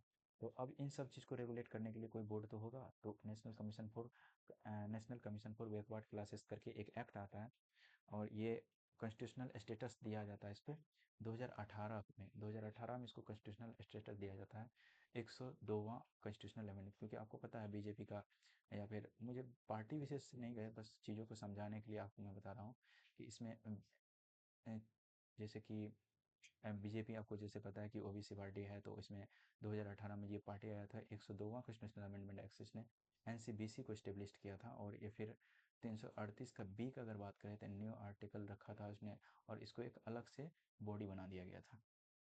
फिर आपको आता है रोहिणी कमीशन आता है, जस्टिस रोहिणी कमीशन आता है। इसमें क्या होता है, रोहिणी कमीशन 2017 में ये बनता है, और इसको क्या किस लिए बनाया जाता है, आर्टिकल 340 में के तहत ही इसको बनाया जाता है। और इसको टास्क दिया जाता है कि इन्वेस्टिगेट करिए आप अनइक्वल डिस्ट्रीब्यूशन जो हो रहा है रिजर्वेशन का, जो बेनिफिट उठा रहे हैं अमंग OBC, जैसे कि OBC में जो अनइक्वल डिस्ट्रीब्यूशन है रिजर्वेशन का, उस चीज़ को बस इतना ही याद रखना आपको, उस चीज़ को करने के लिए 2017 में रोहिणी कमीशन आया था। और अगर आर्टिकल 17 का बात करें तो 17 खतरा, मतलब अनटचेबिलिटी, किसी को टच करोगे तो खतरा तो है ही भाई, तुम समझ रहे हो किसको टच करोगे। तो फॉरबिड्स इट्स, हालांकि वो एसेंस यहाँ पे नहीं है, मुझे ऐसा बोलना भी नहीं चाहिए था। तो यहाँ पे एसेंस ऐसा है कि अनटचेबिलिटी, क्योंकि बहुत सेंसिटिव मुद्दा है कि हमारा अंबेडकर जी इतना प्रभावित हुए थे इन सब, मतलब प्रभावित तो नहीं बोलेंगे, इतना उसको प्रताड़ित किया गया था, प्रभावित नहीं प्रताड़ित हुआ था इन सब चीज़ों से, कि वो एक खास आर्टिकल अनटचेबिलिटी के लिए उसने 17 में रखा। तो सोच सकते हैं आप उस आदमी को क्या बीता होगा उस पे, या फिर उस जाति के लिए क्या बीतता होगा। आ, शायद अभी भी ये सब तो नहीं दिखता है मुझे कभी। शायद आप लोग को कहीं दिखे तो ज़रूर आवाज़ उठाइए, चाहे आप जितना भी हिम्मत हो, या फिर जिस लेवल पे आप उठा सकते हो। चाहे आप खुद को बोल ले कि ये गलत है, ऐसा ना तो मैं करूँगा कभी, और ना रोक सकूँ तो मैं कम से कम करूँगा तो नहीं। तो ये कम से कम एक हो जाती है। तो मुझे, चलिए, तो ये अनटचेबिलिटी कब था कि आर्टिकल 17 में दिया गया था कि अगर देखिए इस पे सुप्रीम कोर्ट का, देखिए एक्ट्स आया था, अब ये तो संविधान में लिखा गया था, बहुत सारा एक्ट भी इस पे आया था, जैसे कि एक एक्ट आया था कि अनटचेबिलिटी एक्ट, पूछ ले कब है, तो 1955 का एक्ट है ये। फिर उसमें सुधार किया गया, इसका नाम रखा गया protection of civil right act 1955। तो इसी का नाम रिनेम कर दिया गया 1955 में। और 1976 में एक्ट हुआ, तो 55 को उसने रीनेम कर दिया, 1976 में नाम इसका चेंज कर दिया गया, अनटचेबिलिटी नॉन डिफाइंड। कहता अनटचेबिलिटी कहीं भी डिफाइन नहीं है हमारा संविधान में कि किसको अनटचेबिलिटी बोलेंगे, ये सब डिफाइन नहीं है। मद्रास हाई कोर्ट का डिसीजन है, कुछ इस पे एक्सेप्शन है, बाइकआउट, सोशल बाइकआउट जो है does not cover, social boycott इसमें कवर नहीं किया जाता है कि कोई सोशल बाइकआउट अनटचेबिलिटी में कवर किया जाए। और यहाँ पे क्या है, ये पढ़ ले क्या, supreme court in people's union for democratic right 1982। और फिर ये है तो देख लीजिएगा 18 में क्या करता है, ये अबोलिश करता है टाइटल्स को। आर्टिकल 18। तो आपको कैसे याद रखाए थे हम, इसको याद रखिए। 108 श्री श्री 108 होता है ना, नाम लेता है कोई भाई, हम श्री श्री 108 है, श्री श्री 102 है, तो 102 नहीं, श्री श्री 108 याद रखिए, इससे आपको याद आ जाएगा। जीरो को काटना है बीच में। मतलब 18 जो है ये एबॉलिश करता है, कोई भी टाइटल्स को नहीं लिखते, महाराजा धीराज, रमन कुमार धीरारीत, धनाधीन दा, ऐसे कुछ नाम नहीं रखना है आपको। हालांकि एंजल पे या रख सकते हो आप इंस्टाग्राम पे। वो सब बातों को छोड़ के ये कहना चाह रहा हूँ मैं। क्या मेरा फोन आ रहा है क्या? एक सेकंड। नहीं आ रहा है नोटिफिकेशन तो। चलिए। चाहे कोई भी इंडियन सिटीजनशिप हो या फिर फॉरेनर का हो, तो बिना आपको जैसे कि एक्सेप्ट रहता है इसमें, एकेडमिक छोड़ दिए या मिलिट्री छोड़ दिए, जैसे कि मेजर का पद हो गया, मतलब मिलिट्री में जो भी पद, मेजर मिलता है, कमांडर मिलता है, सेना चीफ होता है, ये सब पद को छोड़ के मिलिट्री में और एकेडमिक में, जैसे कि पीएचडी कर लिए तो आपको डॉक्टर लग जाएगा। तो ये सब चीज़ों को छोड़ करके बाकी जो चीज़ों में आप नहीं लगा सकते हैं, इन सब बातों में समझ में आया। हाँ, फॉरेन स्टेट के लिए भी ये लागू है। और अगर आप ऐसा कुछ कर रहे हैं, जैसे कि फॉरेनर्स के ऑफिस होल्ड कर रहा है इंडिया में और कुछ कर रहा है ऐसा, तो वो प्रेसिडेंट से एसेंट लेना पड़ेगा इन सब चीज़ों के नाम को लगाने के लिए। 19 का एक का एब देखिए, 19 में कुछ खास दिया गया, आपको एक ही साथ बता देते हैं और बाद में समराइज कर देंगे। समराइज एक साथ कर देते हैं, बाद में जल्दी जल्दी पढ़ देंगे। देखिए 19 में क्या हुआ था, 19 का एक में तो ये चीज़ कहा जाता है कि हम गारंटी लेते हैं। गारंटी किस चीज़ का लेते हैं कि हम जो छः, अब तो छः है, तो छः जो हम फंडामेंटल राइट दिए हैं आपको, उसका वायलेट नहीं हो, इस चीज़ का हम गारंटी लेते हैं, संविधान बोलता है। तो गारंटी आप कैसे लेते हैं, किस गारंटी आप लेते हैं? चलिए ठीक है, ये हो गया। इसका एक का ए में ये दिया गया है, इसका एक का में ही दिया गया है। छः चीज़ दिया गया, A B C D E F G, हाँ, 1 2 3 4 5 6 7, ठीक है। यहाँ पे है फ्री, फ्री स्पीच है, तो फ्री स्पीच है। फ्री स्पीच आप ये सोच रहे हैं, इसी कारण ना फ्री स्पीच, मीडिया हो गया या फिर कोई भी आप यूट्यूब पे बात बोल रहे हैं या फिर कहीं भी कुछ आप बोल रहे हैं, तो आप फ्री स्पीच, तो आप इसी के तहत बोल रहे हैं। एक के 19 का एक का ए में। बी में बनाता है असेंबल होने का, आप कहीं जमा हो सकते हैं, कोई पब्लिक प्लेस में आप जमा हो सकते हैं, लेकिन इसमें भी रीजनेबल रिस्ट्रिक्शंस है कुछ, कि आप हथियार लेके नहीं जमा हो सकते हैं, आप कुछ और जैसे कि कोई गलत इंटेंशन से नहीं जमा हो सकते हैं। आप एक एसोसिएशन बना सकते हैं, मतलब एक संगठन बना सकते हैं, एक संघ बना सकते हैं, एक पार्टी बना सकते हैं, ये सब चीज़ आप बना सकते हैं। हालांकि गलत पर्पज से नहीं बना सकते हैं, आप कोई आतंकवादी समूह नहीं बना सकते हैं। ये नहीं है। तो ए बी सी हो गया। अब देखियो, हमने कुछ बोलना चालू किया, फिर हमने जमा हुआ, जमा करके एक एसोसिएशन बनाया, एसोसिएशन बना के हम चलने लगेंगे रोड पे, तो मतलब राइट टू मूव है। आप देश में कहीं भी जा सकते हैं, देश के किसी भी कोने में, विदाउट विदाउट कोई कुछ रोके हुए। हालांकि रीजनेबल रिस्ट्रिक्शंस यहाँ भी है, जैसे कि बॉर्डर परमिट लाइन सुने होंगे, इनर परमिट लाइन सुने होंगे। पहले तो जम्मू कश्मीर में भी जाने के लिए कुछ प्रोविजंस थे, अब शायद नहीं है। और भी कुछ खास रिस्ट्रिक्शन जहाँ सरकार लगाए हुए हैं किसी ट्रैवल एरिया को सेव करने के लिए, तो वहाँ पे आपको परमिशन लेना पड़ेगा। मूव कर लिए आप क्या करोगे? एक और ट्रिक आता है, तो थोड़ा मैं इसके बाद थोड़ा सा दिमाग में आ रहा है, SAAMRO, अब याद हो जाएगा। हाँ, तो हो गया। अब रिसाइड करोगे, अब तो जा रहे हो आप, जा करके आराम भी तो करोगे, कहीं रिसाइड करोगे, मतलब बसने का अधिकार, बसने का अधिकार या रिसाइड करने का अधिकार कहीं रहोगे। तो ये आता है ई में, डी के बाद ई में आता है, 19 का एक का ई में आता है। जैसे आप कहीं बस रहे, कहीं घर लिए हो, कहीं कोई भी इंडिया में बस रहे हो, तो अभी भी शायद वही होता है जो सेम रीजनेबल रिस्ट्रिक्शंस इसमें भी है, कि जहाँ सरकार नोटिफाई किया हुआ है कि यहाँ नहीं बस सकते हैं तो नहीं बस सकते हैं। पहले जेके में था ना, जेके में आप जमीन नहीं खरीद सकते हैं, शायद आप तो खरीद सकते हैं। ऐप तो हटा दिया गया क्योंकि आपने इसमें इसमें पहले दिया था ये, क्या दिया था पहले बताओ? इसमें दिया था वो संपत्ति का अधिकार दिया गया, संपत्ति कुछ कोई नहीं छीन सकता आपसे, ये सब वाले था। तो हटा दिया गया, संपत्ति आप जमा कर सकते हैं, होल्ड कर सकते हैं। हालांकि अभी भी संपत्ति आप होल्ड कर सकते हैं, पर ये ऐसा मतलब नहीं है कि ब्लैक, अगर सरकार चाहे या फिर उसको काम लगे या फिर आपका ज़मीन का काम लगे, तो अब सरकार कोई, और वो भी ले सकता है, लेकिन रूल ऑफ लॉ के अनुसार ले सकता है, जो कानून बनाया है सरकार उसके अनुसार ले सकता है। ये नहीं उसका मर्जी हो गया और बोल दिया कोई नोटिफिकेशन निकाल के कि ले लेंगे ज़मीन तेरा, और ले लेगा। उसको रूल दिखाना पड़ेगा कि आज संविधान में ऐसा भावना है, तो इसके अनुसार हम लेंगे, ऐसा नहीं कि कुछ भी नोटिफिकेशन निकाल के ले। तो ओ से है, लास्ट में ओ से है, हमने क्या किया, बोले MRO, ओ से है, हमने यहाँ पे क्या कर दिया, हमने यहाँ पे ऑक्यूपेशन कर सकते हैं। ऑक्यूपेशन का मतलब होता है हम कुछ ट्रेड कर सकते हैं, या फिर अपना कुछ पूरा देश में हम जो मेरा मन है, जैसे कपड़ा का मिल खोलना, या फिर काम करने का अधिकार जो कह सकते हैं, एक तरीके से कुछ भी हम कर सकते हैं, जो कि अंडर द रीजनेबल रिस्ट्रिक्शन ये भी है कि कुछ आप बम बनाने की फैक्ट्री खोल लिए। सबका रीजनेबल रिस्ट्रिक्शन तो रहता ही है। तो इसलिए ना हम बोलते हैं कि हमें पॉजिटिव लिबर्टी मिला हुआ है, नेगेटिव लिबर्टी नहीं मिला हुआ है। नेगेटिव लिबर्टी ये होता है कि हर चीज़ में अधिकार है आपको, और कोई रीजनेबल रिस्ट्रिक्शंस नहीं है। पॉजिटिव में है कि आपको तभी तक अधिकार मिला है जब तक आप किसी चीज़ को या फिर किसी और के राइट को वायलेट नहीं करते हो। तभी तक आप बम बना के किसी के और राइट को वायलेट तो कर रहे हो, क्योंकि आप कहीं फोड़ दोगे तो भाई उसका जीवन जीने का अधिकार तो गया। तो ठीक है, तो ये सब चीज़ें हैं। बालाजी दिख रहा, बालाजी राघवन केसव 1996 में। ये सब चीज़ें उतनी भी ज़्यादा है नहीं इम्पोर्टेंट। और धवन, ये सब वही दिया है कि कौन सा टाइटल नहीं ले सकते, महाराज धीराज और ये सब। तो 10-15 हो चुका है।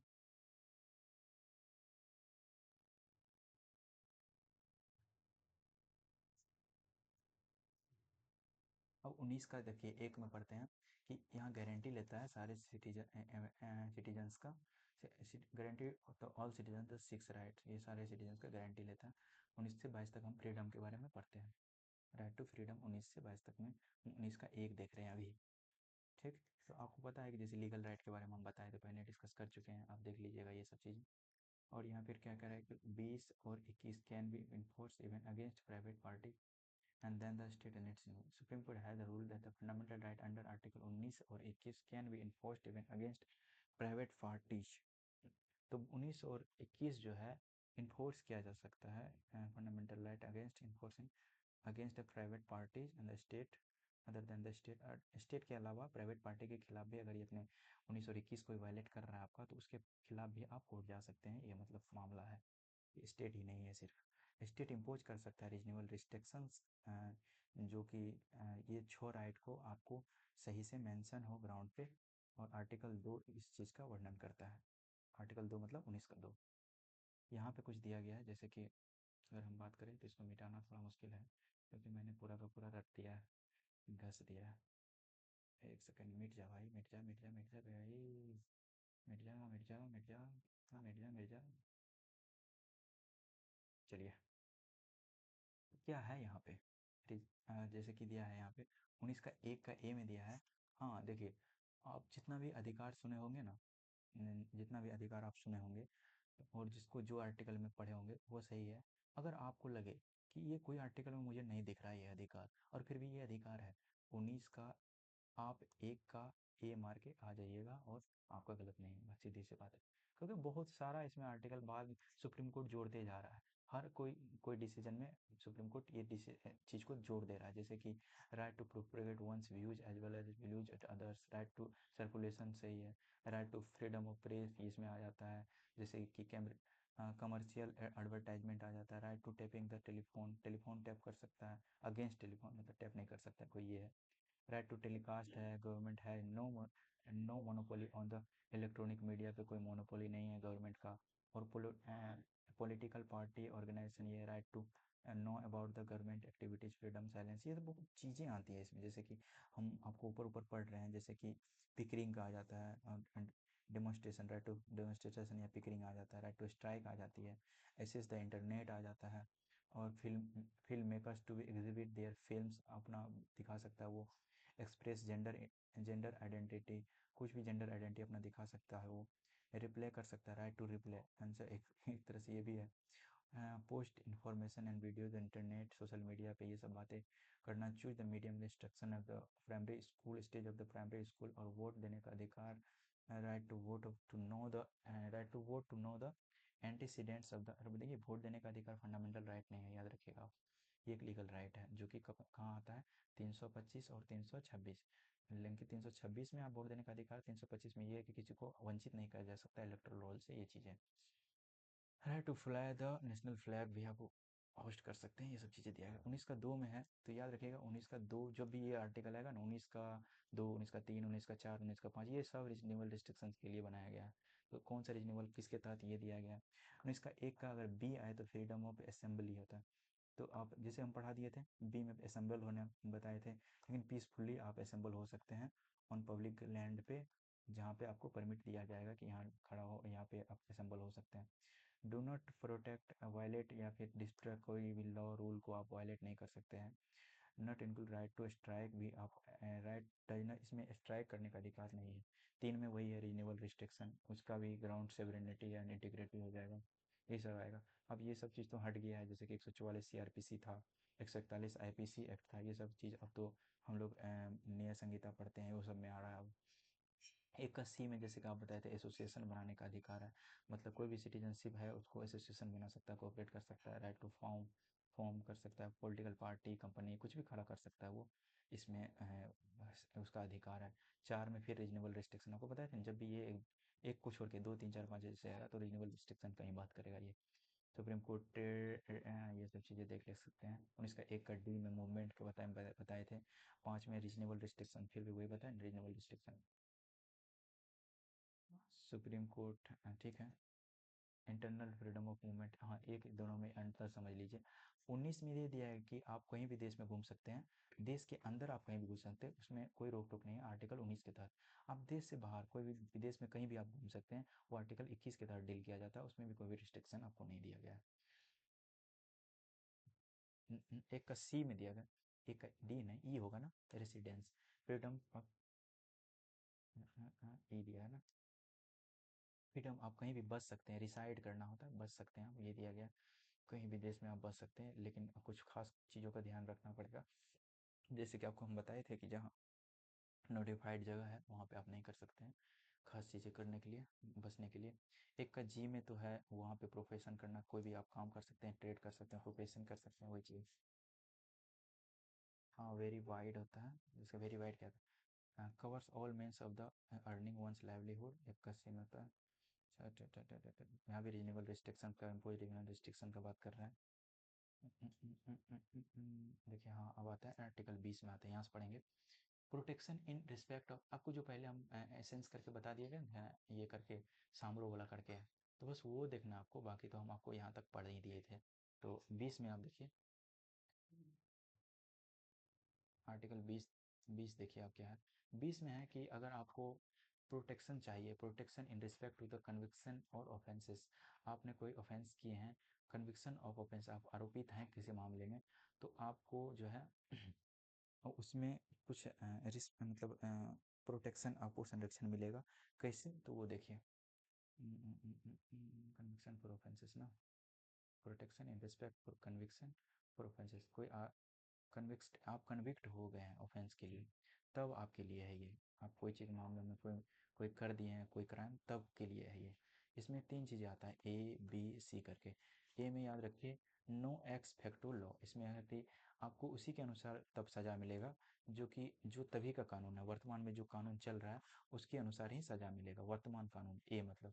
बी मतलब आया नो डबल जियोपार्डी, बी मतलब डबल होता है, दूसरे नंबर पर आता है no double jeopardy, no double jeopardy मतलब एक क्राइम के लिए एक ही सज़ा मिलेगा, इसीलिए ऐसा नहीं है कि एक क्राइम के लिए आपको 2 सज़ा दे दिया जाएगा।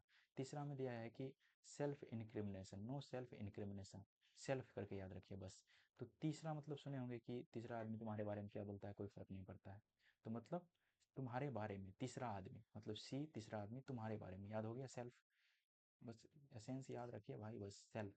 तो मतलब नो सेल्फ इंक्रिमिनेशन, तुम्हें खुद को मतलब इस चीज़ में बाधा नहीं, मतलब तुम्हें खुद को ऐसा नहीं तुमको मार मार के बोला देगा कि तुम बोलना कोर्ट में कि हम ही गवाही, हम ही के क्राइम किए थे, ऐसा नहीं कर सकता वो। कोर्ट में आपको खुद ही अपना स्टेटमेंट देना पड़ेगा, ये ना कि पहले वाला स्टेटमेंट जो रिकॉर्ड किया है वो चला के आपको वहाँ पे दोषी साबित नहीं कर सकता है। मैं तीनों को बता दिया हूँ, तीनों यहाँ पे वही चीज़ दिया गया, सेल्फ इंक्रिमिनेशन, ये सब। आर्टिकल 21 की अगर हम बात करेंगे, protection of life and personal liberty.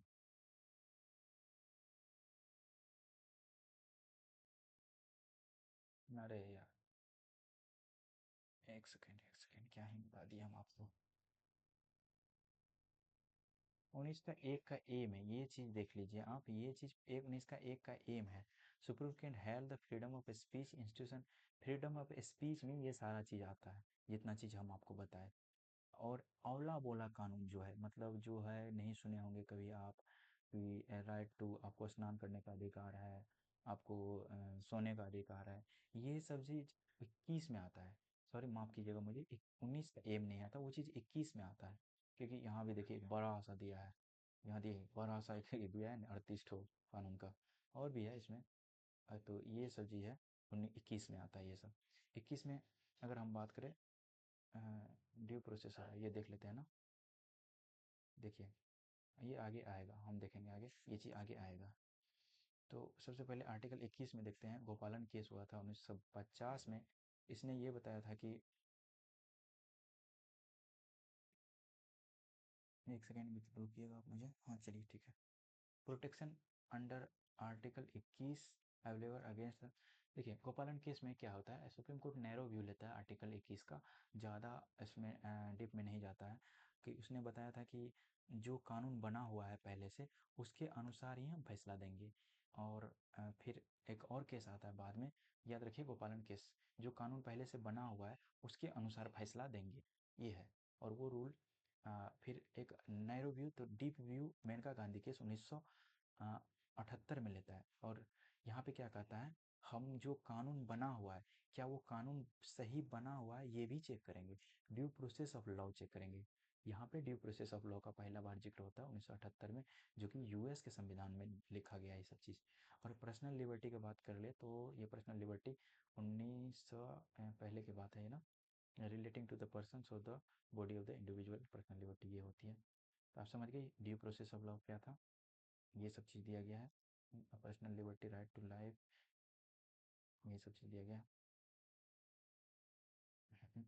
के पुट्टा स्वामी केस में 2017 में क्या कहता है, प्राइवेसी जो है एक तरह से ये फंडामेंटल राइट इसने घोषित किया। और ये फंडामेंटल राइट प्राइवेसी घोषित किया उसने, प्राइवेसी को फंडामेंटल राइट। हादिया केस याद रखिएगा। हादिया केस है कि आप अपने अनुसार, मतलब आप अपने इच्छा से, चॉइस से, पसंद से शादी कर सकते हैं, ये हादिया केस था। और वो भी एक पर्सनल लिबर्टी है, मतलब कि life, right to life and liberty है वो चीज़। 19 का 21 में ही आता, 19 याद नहीं रहेगा, 21 याद रखना उस चीज़ को, right to life and personal liberty. फिर एक और केस आता है यहाँ पे, एम के रजनी सिंध। ये केस याद रखना पड़ेगा आपको, दे देगा क्लाइमेट चेंज का कौन सा था, कौन सा केस। क्लाइमेट चेंज के लिए एम के आर, याद रखिए एम के आर था ये, आर्टिकल 21 में आता है। और ये है लंबा चौड़ा, अरे भाई भाई भाई भाई आ जाना, बार बार मुझे क्यों करना पड़ता है। ये था, ये क्या था, लंबा चौड़ा आर्टिकल 21 का जितना भी अधिकार दिया गया आपको। तो कौन सा अधिकार दिया गया है, तो आपको पढ़े तो right to life with human dignity एक में दिया, एक में नहीं दिया, मतलब ये ऐसे दिया है। ये चीज़ जो, ये चीज़ याद नहीं करना आपको, कि ऐसा नहीं पूछेगा। 4 में प्राइवेसी दिया है, प्राइवेसी है, लाइवलीहुड है, शेल्टर है, हेल्थ है, 14 साल का एजुकेशन है, लीगल एड है, फ्री फ्री लीगल एड है, हर चीज़ जो है ये आर्टिकल 21 में डिफाइन, मतलब के अंतर्गत ये सब आते हैं।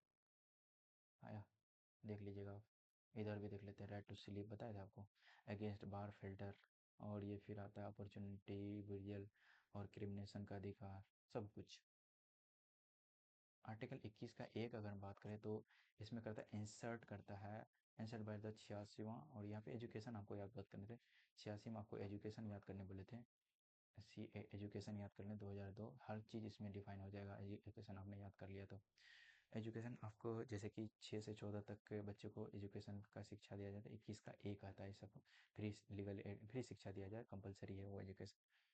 और फिर हायर एजुकेशन नहीं दिया जाना, बस ऑल एलिमेंट्री, ओनली एलिमेंट्री शिक्षा दिया जाना चाहिए। उन्नई कृष्णन केस, ये भी आपको याद रखना पड़ेगा। इसमें क्या करता है, fundamental right to primary education को फंडामेंटल राइट माना था 21 के तहत। 86वां कॉन्स्टिट्यूशनल 2002 एजुकेशन आपने बोले थे। तो down to the second revolution of the chapter of the citizen right, जिसमें कि 3 4 ठो चेंजेस किया गया था। जैसे कि आर्टिकल 45 का सब्जेक्ट मैटर चेंज करके इसमें लिखा गया था डीपीएसपी में कि फ्री शिक्षा दिया जाए 0 से लेकर 6 तक, 45 में 0 से 6 तक था। चेंजेस 86वां कॉन्स्टिट्यूशनल अमेंडमेंट में किया गया था, अर्ली चाइल्डहुड केयर का बात किया गया था, अंडर द सेक्शन जो आंगनबाड़ी का बात करते हैं उसकी बात किया गया था। 51 का एक में जोड़ा गया था, 6 से 14 साल के बच्चों को पढ़ाना हर पेरेंट्स का कर्तव्य है। 22 में क्या है, protection of persons who are arrested, आप अरेस्टेड हो चुके हैं कोई कांड के लिए, तो अब आपको पास क्या अधिकार है, क्या संरक्षण है, ये चीज़ के बारे में दिया गया है नीचे।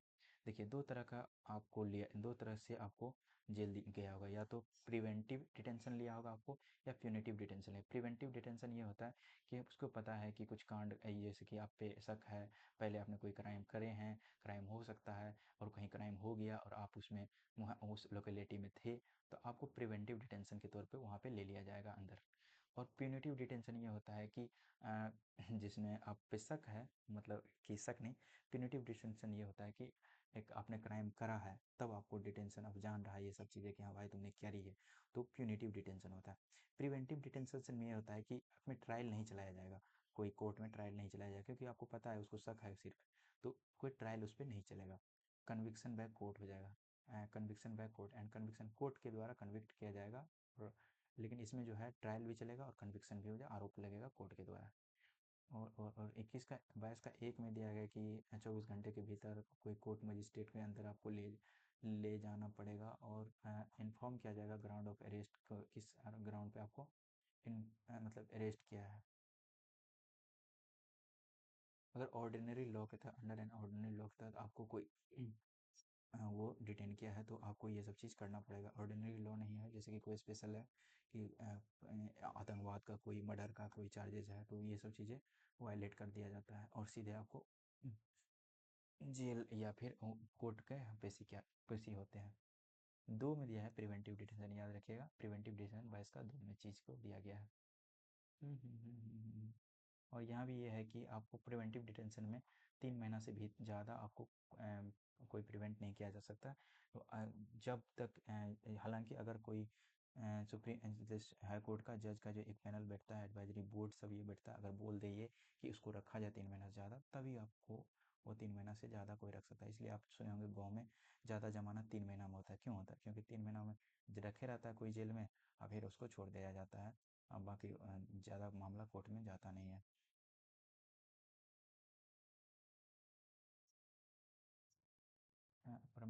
पार्लियामेंट है एक्सक्लूसिव अथॉरिटी।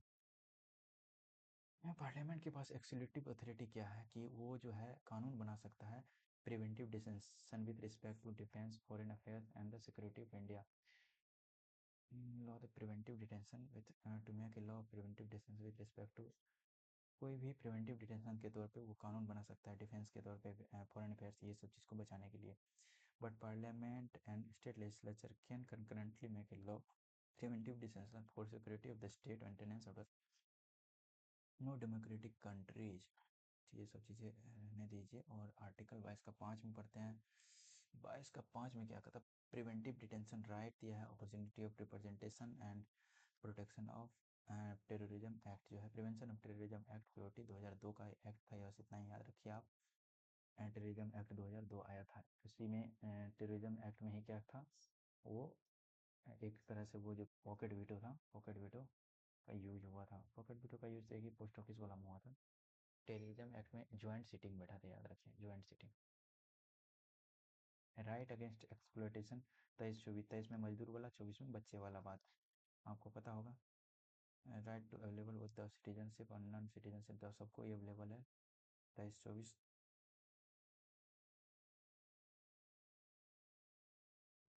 यहाँ पे क्या है कि 23 जो है कोई भी जो है ह्यूमन ट्रैफिक, मतलब दिहाड़ी मजदूर नहीं होता, वो सब काम नहीं कर सकता, फॉर्स्ड लेबर या ह्यूमन ट्रैफिक या ऐसा कुछ काम नहीं करा सकता, 23 में दिया गया है। और यहाँ पे कुछ इम्पोज दिया है, कुछ परमिट, आर्टिकल 23 एक्सेप्शन क्या है, आर्टिकल 23 में permit the state of impose compulsory services for the public purposes, जैसे कि मिलिट्री सर्विस में या फिर सोशल सर्विस में, यहाँ पे आपको अच्छे तरीके से काम लिया जाएगा, ये कहना चाह रहा है। include the setting and the buying a man, women, children like punish कर सकता है वो ट्रैफिक में से। ह्यूमन ट्रैफिक ये एक्ट जरूरी है। इमोरल इमोरल ट्रैफिक या प्रिवेंशन एक्ट कब था? 1956 का एक्ट था, याद रखिएगा। ये क्या करता है? To punish this acts, to punish this acts parliament has implement the ये एक्ट आता है। कौन सा एक्ट पनिश किया जाएगा, जैसे कि ये सब जैसे कि आप ट्रैफिक इन ह्यूमन बींग्स में कर रहे हैं, जैसे कि चिल्ड्रेन प्रोस्टिट्यूशन, ये सब वुमेन को, ये सब चीज़ में आप स्लेवरी, ये सब चीज़ अगर आप अनशन कर रहे हैं तो आपको ये कानून के तहत सज़ा मिलेगी। 24 में बच्चे की बात है कि 14 साल से नीचे के बच्चे, 14-24 याद रखिए, याद रह जाएगा, 14-24, तो 14 साल से बच्चे के नीचे को हैजार्डस जगह पे काम नहीं किया जाएगा। वो भी नॉन स्कूलिंग आवर में अगर काम करा सकते हैं, वो भी अच्छी जगह, ये नहीं कि कारखाना सब में आप घुसा दिए बच्चे को। Commission for protection of the child right act 2005 का ये है, ठीक है, और ये 2006 में समझ में आ गया। Banned employment of the children domestic services, POCSO act नहीं दिया है इसमें ना। Right to freedom of religion 25 से 28 तक दिया है। 25 से 28 में बस आपको समझा देते हैं, 25 में, 26 में, 27 में, 28 में क्या दिया है, जल्दी से हम लोग करेंगे। 25 में ये दिया है कि आप कोई भी, ऑल पर्सन से equally entitled to freedom to conscience, आप किसी भी फ्रीडम टू कॉन्सेंस है, मानने का अधिकार है, मतलब कोई भी धर्म को आप मान सकते हैं। राइट टू फ्रीली प्रोसेस कर सकते हैं, प्रैक्टिस कर सकते हैं, प्रोपोगेट कर सकते हैं रिलीजन को, ये 25 में दिया गया है, ठीक। तो 26 में क्या दिया गया है, 26 में क्या है, आप रिलीजियस अफेयर को मैनेज कर सकते हैं, मैनेज दिया ही होगा, एक टर्म मैनेज कर सकते हैं, रिलीजियस अफेयर्स को मैनेज कर सकते हैं, ये टर्म दिया होगा, मेजे लिख दिया, मैं मैनेज लिखता हूँ, MANAGE, मैनेज कर सकते हैं रिलीजियस अफेयर्स को। 27 में क्या दिया, टैक्स याद रखना, बस आपको 27 में टैक्स याद रखना। 27 कैसे लिख लो, ऐसे, 7 कैसे लिखोगे, ऐसे, 7 का एक और डंडा बना दो, ऐसे तो था ही, एक और टैक्स, मतलब बस मैं आपको ये जो है निमोनिक्स डाल रहा हूँ। 28 में क्या है, लास्ट वाला है कि इंस्टीट्यूशन, आप इंस्टीट्यूशन जब बना सकते हैं रिलीजियस अफेयर्स को मैनेज करने के लिए, 28 ये कहता है। और वो भी इंस्टीट्यूशन जो है, अगर आप, हाँ टैक्स वाला में ये है, चलिए एक बार देख ही लेते हैं ये सब। प्रोपोगेट कर सकते हैं, प्रैक्टिस का right to practice, right to profess, right to propagate कर सकते हैं, 25 में ये सब दिया गया है। और not include right to convert, right to convert नहीं है इसमें, याद रखिएगा, ऐसा नहीं कि आप किसी को कन्वर्ट कर लें। इम्प्रिंस to the freedom of the conscience, 25 में कन्वर्ट करता है, 24 हो गया, 25 में कवर का पड़ता है, 25 में ही है, 25 में क्या करता है, रिलीजियस सिमेंटेड डॉक्ट्राइन और ऑल्सो कंटेंस एक्सप्लेनेशन किरपान, हाँ कुछ मामले में एक्सप्लेनेशन दिया है, जैसे कि किरपान लेकर, सिख लोग किरपान लेकर चलते हैं, हिंदू लोग, हिंदू इंक्लूड बहुत, हिंदू में याद रखिएगा, इसी में दिया कि हिंदू सिर्फ हिंदू नहीं होता है, जिसमें कि ब्राह्मण या फिर और जाति जो आता है वो नहीं आता है। हिंदू का मतलब होता है सिख, जैन और बुद्ध, तीनों जाति इसमें आता है, क्योंकि पता है इसी जाति से निकल के ये सब जाति बना था, हिंदू से ही। अवेलेबल टू ऑल कॉज, और आर्टिकल 25 में ये दिया गया, available to all person citizen as well as non citizen, सबके लिए पढ़ने। 26 में क्या था, मैनेज रिलीजियस अफेयर्स, बस ये चीज़ आपको याद रखना है। राइट टू एस्टेब्लिश और maintain institution for the religious institution, establish कर सकता है मैनेज करने के लिए। Right to manage the own affairs, matters of religion on and require करता है मूवेल एंड मूवेल पार्टी, और ये 25 हो गया। 25 में ही दिया गया है क्या, आर्टिकल, वाइल 26 आर्टिकल गारंटी करता है right to religious demonstration and their sections proceedings the collective freedom of the religion. 26 क्या करता है, गारंटी देता है right to religious demonstration, denominations और their sections to protecting the collective freedom of the citizen, याद रखिएगा, राइट टू रिलीजियस डिनोमिनेशन, ये चीज़ याद रखिएगा, ये 26 में होता है, राइट टू रिलीजियस डिनोमिनेशन, बस इतना याद रखना है आपको 26 में। जैसे कि 26 एक सब्जेक्ट है, पब्लिक ऑर्डर का, मॉरलिटी, हेल्थ, ये सब चीज़ खराब नहीं होना चाहिए। सुप्रीम कोर्ट का क्या डिसीजन है, ये आप देख सकते हैं। और क्या है, ये सब ज़्यादा चीज़ तो ज़रूरी नहीं है।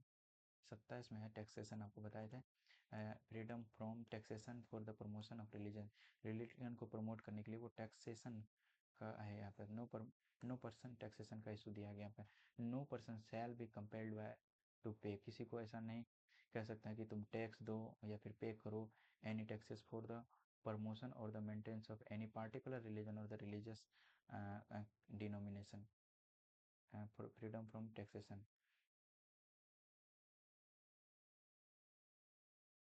ऐसा हम किसी को नहीं कह सकते हैं कि तुम कोई भी रिलीजन को प्रमोट करने के लिए तुम्हें टैक्स लगेगा, ऐसा कुछ हम नहीं कर सकते हैं, फ्रीडम फ्रॉम टैक्सेशन है।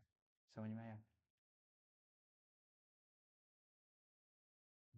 और आता है provision प्रोविटेड the state from, T से टैक्स याद रखिएगा, साथ से टैक्स कैसे बनाए थे, tax can be use for the promotion of the, tax can be use for the promotion and maintenance of all religious and not in the particular, just maintain the state and prohibit the poisoning and the supporting the religious something और provision prohibited the freedom जो 28 में क्या था religious institution स्थापित कर सकते हैं याद रखिएगा यहाँ पे क्या था यहाँ पे भी था एक तरह से इंस्टीट्यूशन स्थापित करना था ना यहाँ पे था ना इंस्टीट्यूशन 26 में याद कर रहे थे मेंटेन कर सकते हैं रिलीजियस मेंटेन इंस्टीट्यूशन को मैनेज करते हैं और इस्टेब्लिश करते हैं यहाँ पे मैनेज करने का बात है यहाँ पे इस्टेब्लिश करने का बात है 28 में क्या है इस्टेब्लिश करने का बात है religious institution establish only maintain out of the state funds जहाँ पर पूरा स्टेट फंड लगा है वहाँ पे आप एजुकेशनल या फिर कोई खास रिलीजन का जो शिक्षा आप नहीं दे सकते हैं यहाँ का मतलब यही है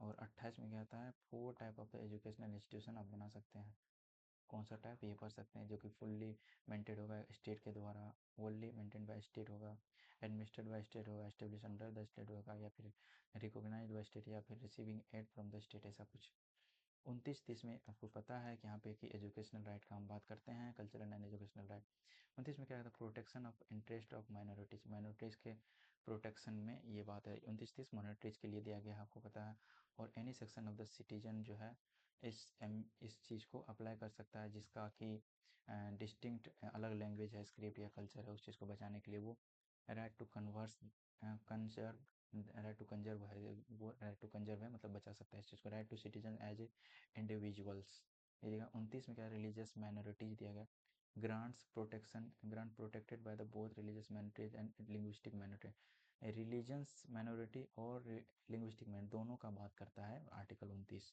ये सिर्फ नहीं कि एजुकेशनल माइनॉरिटीज मतलब लिंग्विस्टिक माइनॉरिटीज सिर्फ बात नहीं कर रहा है ये section of the section include दोनों कहता है section of the citizens linguistic and the sorry minorities and the majority right to converse conserve the language right to conserve language वही 29 में आ रहा है 30 में क्या होता है यहाँ पे इंस्टीट्यूशन का बनाने का बात आएगा educational right to minority to establish and administration institution वो इंस्टीट्यूशन बना सकता है अपना चीज़ों को कंजर्व करने के लिए जो कि हाशिए पर चीज़ें हैं प्रोटेक्शन आर्टिकल 30 के अंदर बात करें तो 30 के अंदर conferred only to the minorities religions ये आर्टिकल सिर्फ माइनॉरिटी को दिया है रिलीजियस और लिंग्विस्टिक बेसिस पे और माइनॉरिटी टर्म कहीं भी डिफाइन नहीं है अपना संविधान में इसके अलावा अगर बात करें तो ये पेज है और ये पेज है 3 पेज और है तो अपना लोग यहाँ पढ़ रहे हैं तो जल्दी जल्दी ख़त्म हो जाएगी टेंशन नहीं लेना आपको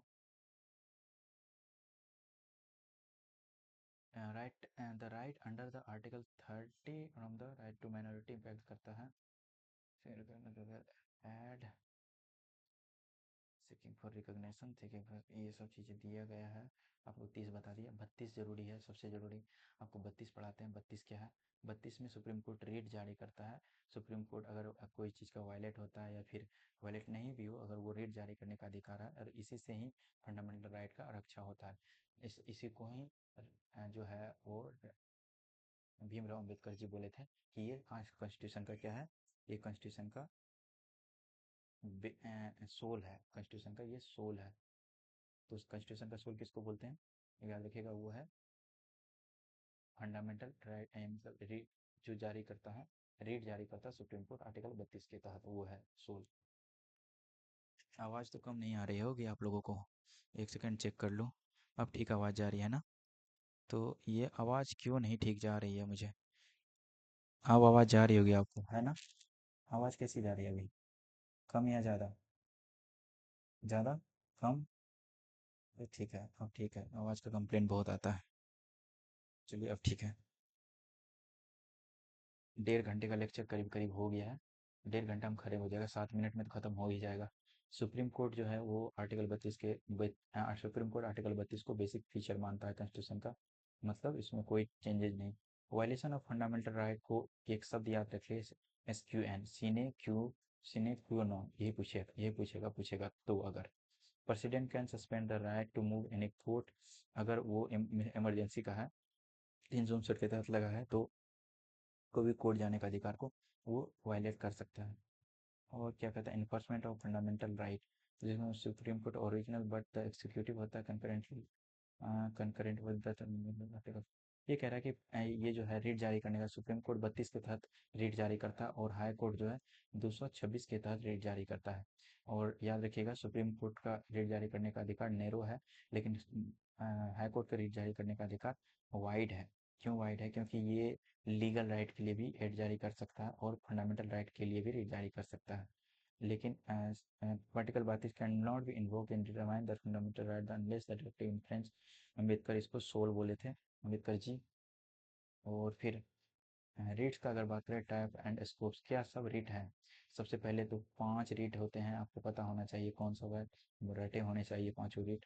और ये हाई कोर्ट 226 के तहत जारी करता है, सुप्रीम कोर्ट 32 के तहत जारी करता है। तो पहला है habeas corpus, to have the body of.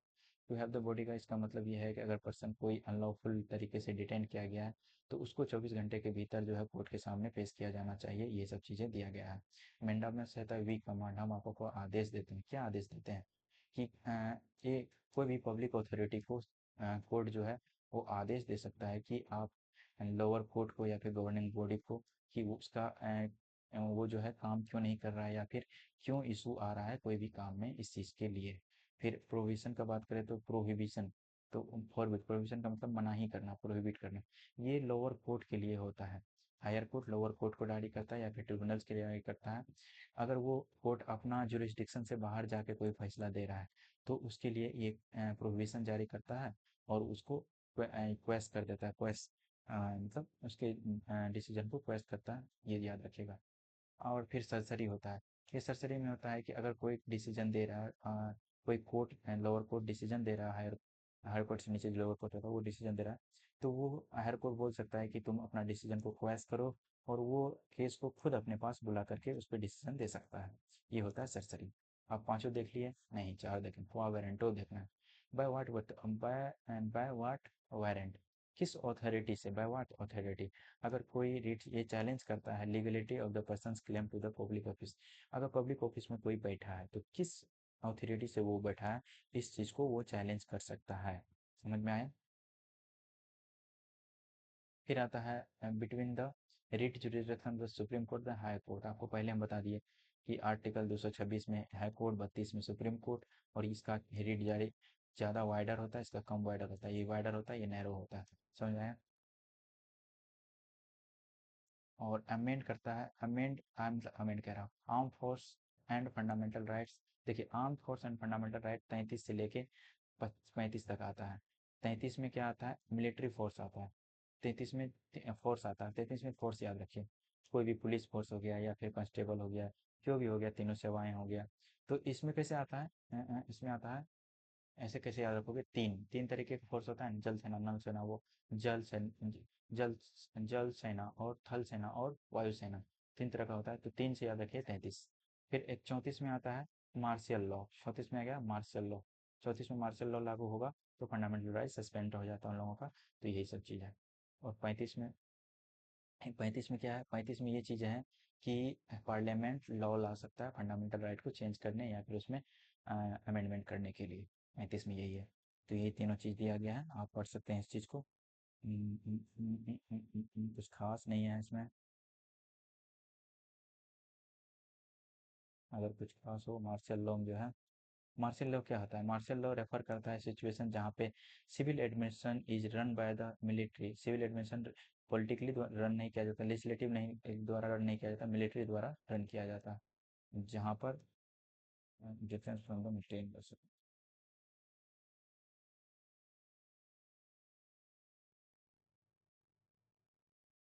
Martial law और नेशनल इमरजेंसी में क्या अंतर है, बोल सकते हैं? इफेक्ट ओनली फंडामेंटल राइट को इफेक्ट करता है ये। नेशनल इमरजेंसी आपको पता है सारे लॉ को ये डिफेक्ट करता है। अगर 300, अब आज पूछेंगे आपसे 359 और 368, मतलब 358, कि इन दोनों के तहत अगर लगता है तो कौन सा फंडामेंटल राइट सस्पेंड होता है? इसके तहत लगता है तो सिर्फ 19 सस्पेंड होता है। इसके तहत लगता है 20 और 21 को छोड़ के बाकी सब कुछ सस्पेंड हो जाता है।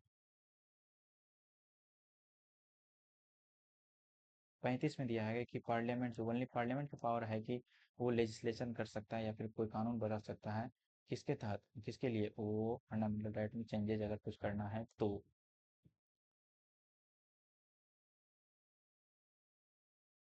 बाकी है exception to the fundamental right का एक्सेप्शन अगर बोले तो ये सब चीज़ें दिया है। केहुलो केस याद रखिए, आपको एक तो इम्पोर्टेंट है इसमें। केहुलो केस में ये बताया था कि 9 शेड्यूल में जो भी चीज़ें अब रखी जाएगी उसमें फंडामेंटल जुडिशियल रिव्यू क्या आदेश है, जो कि अगर वो 24 अप्रैल 1973 के बाद रखा गया है तो आर्टिकल 73 का सी, जो कि 31 का सी पहले देखे हैं हम लोग। और यहाँ पे कुछ खास राइट दिया गया है पार्ट 3 को छोड़ के, मतलब फंडामेंटल राइट को छोड़ के। आर्टिकल 265 पार्ट नंबर 12 में दिया गया, no tax shall be levied except by authority. कोई भी टैक्स अगर आप पे लगाया जा रहा है तो कोई लॉ के अनुसार लगाया जाता है, कोई नोटिफिकेशन या फिर कोई के मुंह के कहने के द्वारा नहीं लगाया जाता। आर्टिकल 265।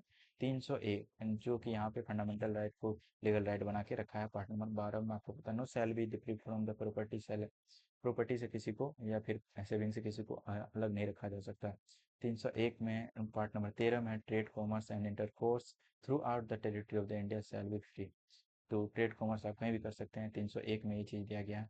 326 में दिया गया एडल्ट सफेज, मतलब राइट टू वोट है आपको, आर्टिकल नंबर 326 पार्ट नंबर 15 में।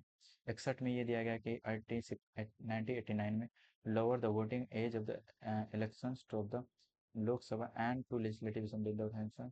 और फिर ये देखिए, यूडीएचआर क्या है, universal declaration of the human right.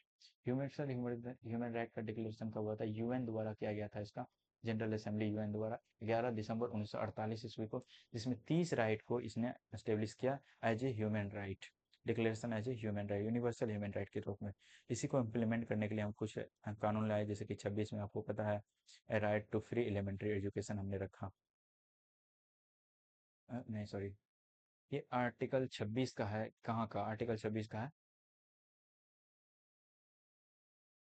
ये पूछ सकता है, इंपॉर्टेंट है ये। Fundamental right of human rights अगर है ये, fundamental universal declaration of human right का आर्टिकल 26 में है, फ्री एलिमेंट्री एजुकेशन के बारे में बात कर रहे हैं 26 में। 27 में बात कर रहे हैं cultural participation and the protection of the intellectual work, ये चीज़ को हम यहाँ पे डिफाइन कर रहे हैं।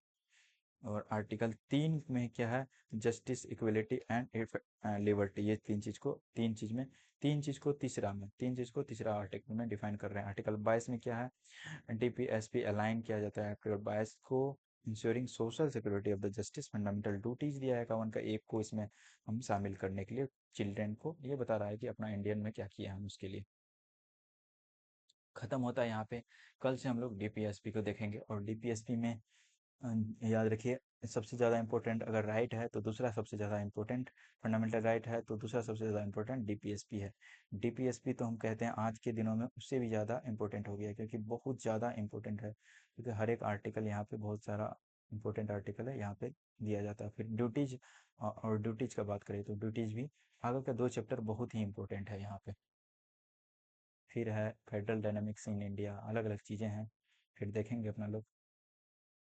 बाकी ये 2 चीज़ तो आपने देख लिया, और वीडियो का टाइम हो गया है करीब 1 घंटे 32 मिनट। अगर आपको रिवाइज हम करा सकते हैं तो मैं कराना चाहूँगा। तो अगर आपको ऐसे रिवीजन करा लें, जैसे कैसे कि अगर कैसे कराऊँ, चलिए आप लोग पढ़ के ही आइएगा। रिवीजन का एक अलग वीडियो कभी रख लेंगे और उसमें आपको सारा रिवीजन मैं करा दूंगा, ठीक। तो हम लोग करीब करीब पढ़ लिए हैं बहुत सारा। 146 पेज का ये पीडीएफ है, और हम लोग ने कितना ख़त्म किए हैं आज मिला के अगर बात करें तो, कुडोज टू अस कि हम लोग ने बहुत सारा पेज खत्म कर लिया यहाँ पे। करीब करीब 54 पेज खत्म, 55वां पेज से चलो, मतलब हम लोग 1/3 तो बुक खत्म कर ही लिए हैं आज। आज तक करीब करीब आज कितने नम्मा दिन है, 8 हैं, तो 8वां चैप्टर खत्म किए, तो 8 दिन तो नहीं, क्योंकि कल भी 2 चैप्टर किए थे, आज भी 2 चैप्टर किए हैं, तो करीब करीब तो हमने 6 दिन में ख़त्म कर दिए हैं इतने सारे। तो मुझे उम्मीद है कि आप वीडियो देख रहे होंगे, और अगर आपको अच्छा लगता है वीडियो तो प्लीज़ शेयर कीजिए, सब्सक्राइब कीजिए, लाइक कीजिए वीडियो को। आपका एक लाइक, आपका एक सब्सक्राइब और शेयर मेरे लिए बहुत मायने रखता है, ये मुझे एनर्जी देता है। और आवाज़ थोड़ा सा आज कम होगा मुझे जैसा लग रहा है, मैंने कुछ सेटिंग्स चेंजेस किए थे, और अगर सेटिंग चेंजेस सही नहीं हुए होंगे तो आज आवाज़ कम होगा, और फटने का जो है शिकायत आ रही थी, तो मैंने वो चेंजेस किए थे। थैंक यू वेरी मच आप सभी को, ऐसे ही पढ़ते रहिए, और टाइम निकाल के मस्ती भी कीजिए, मेरा मतलब था। चलिए ठीक है, बाय, गुड नाइट।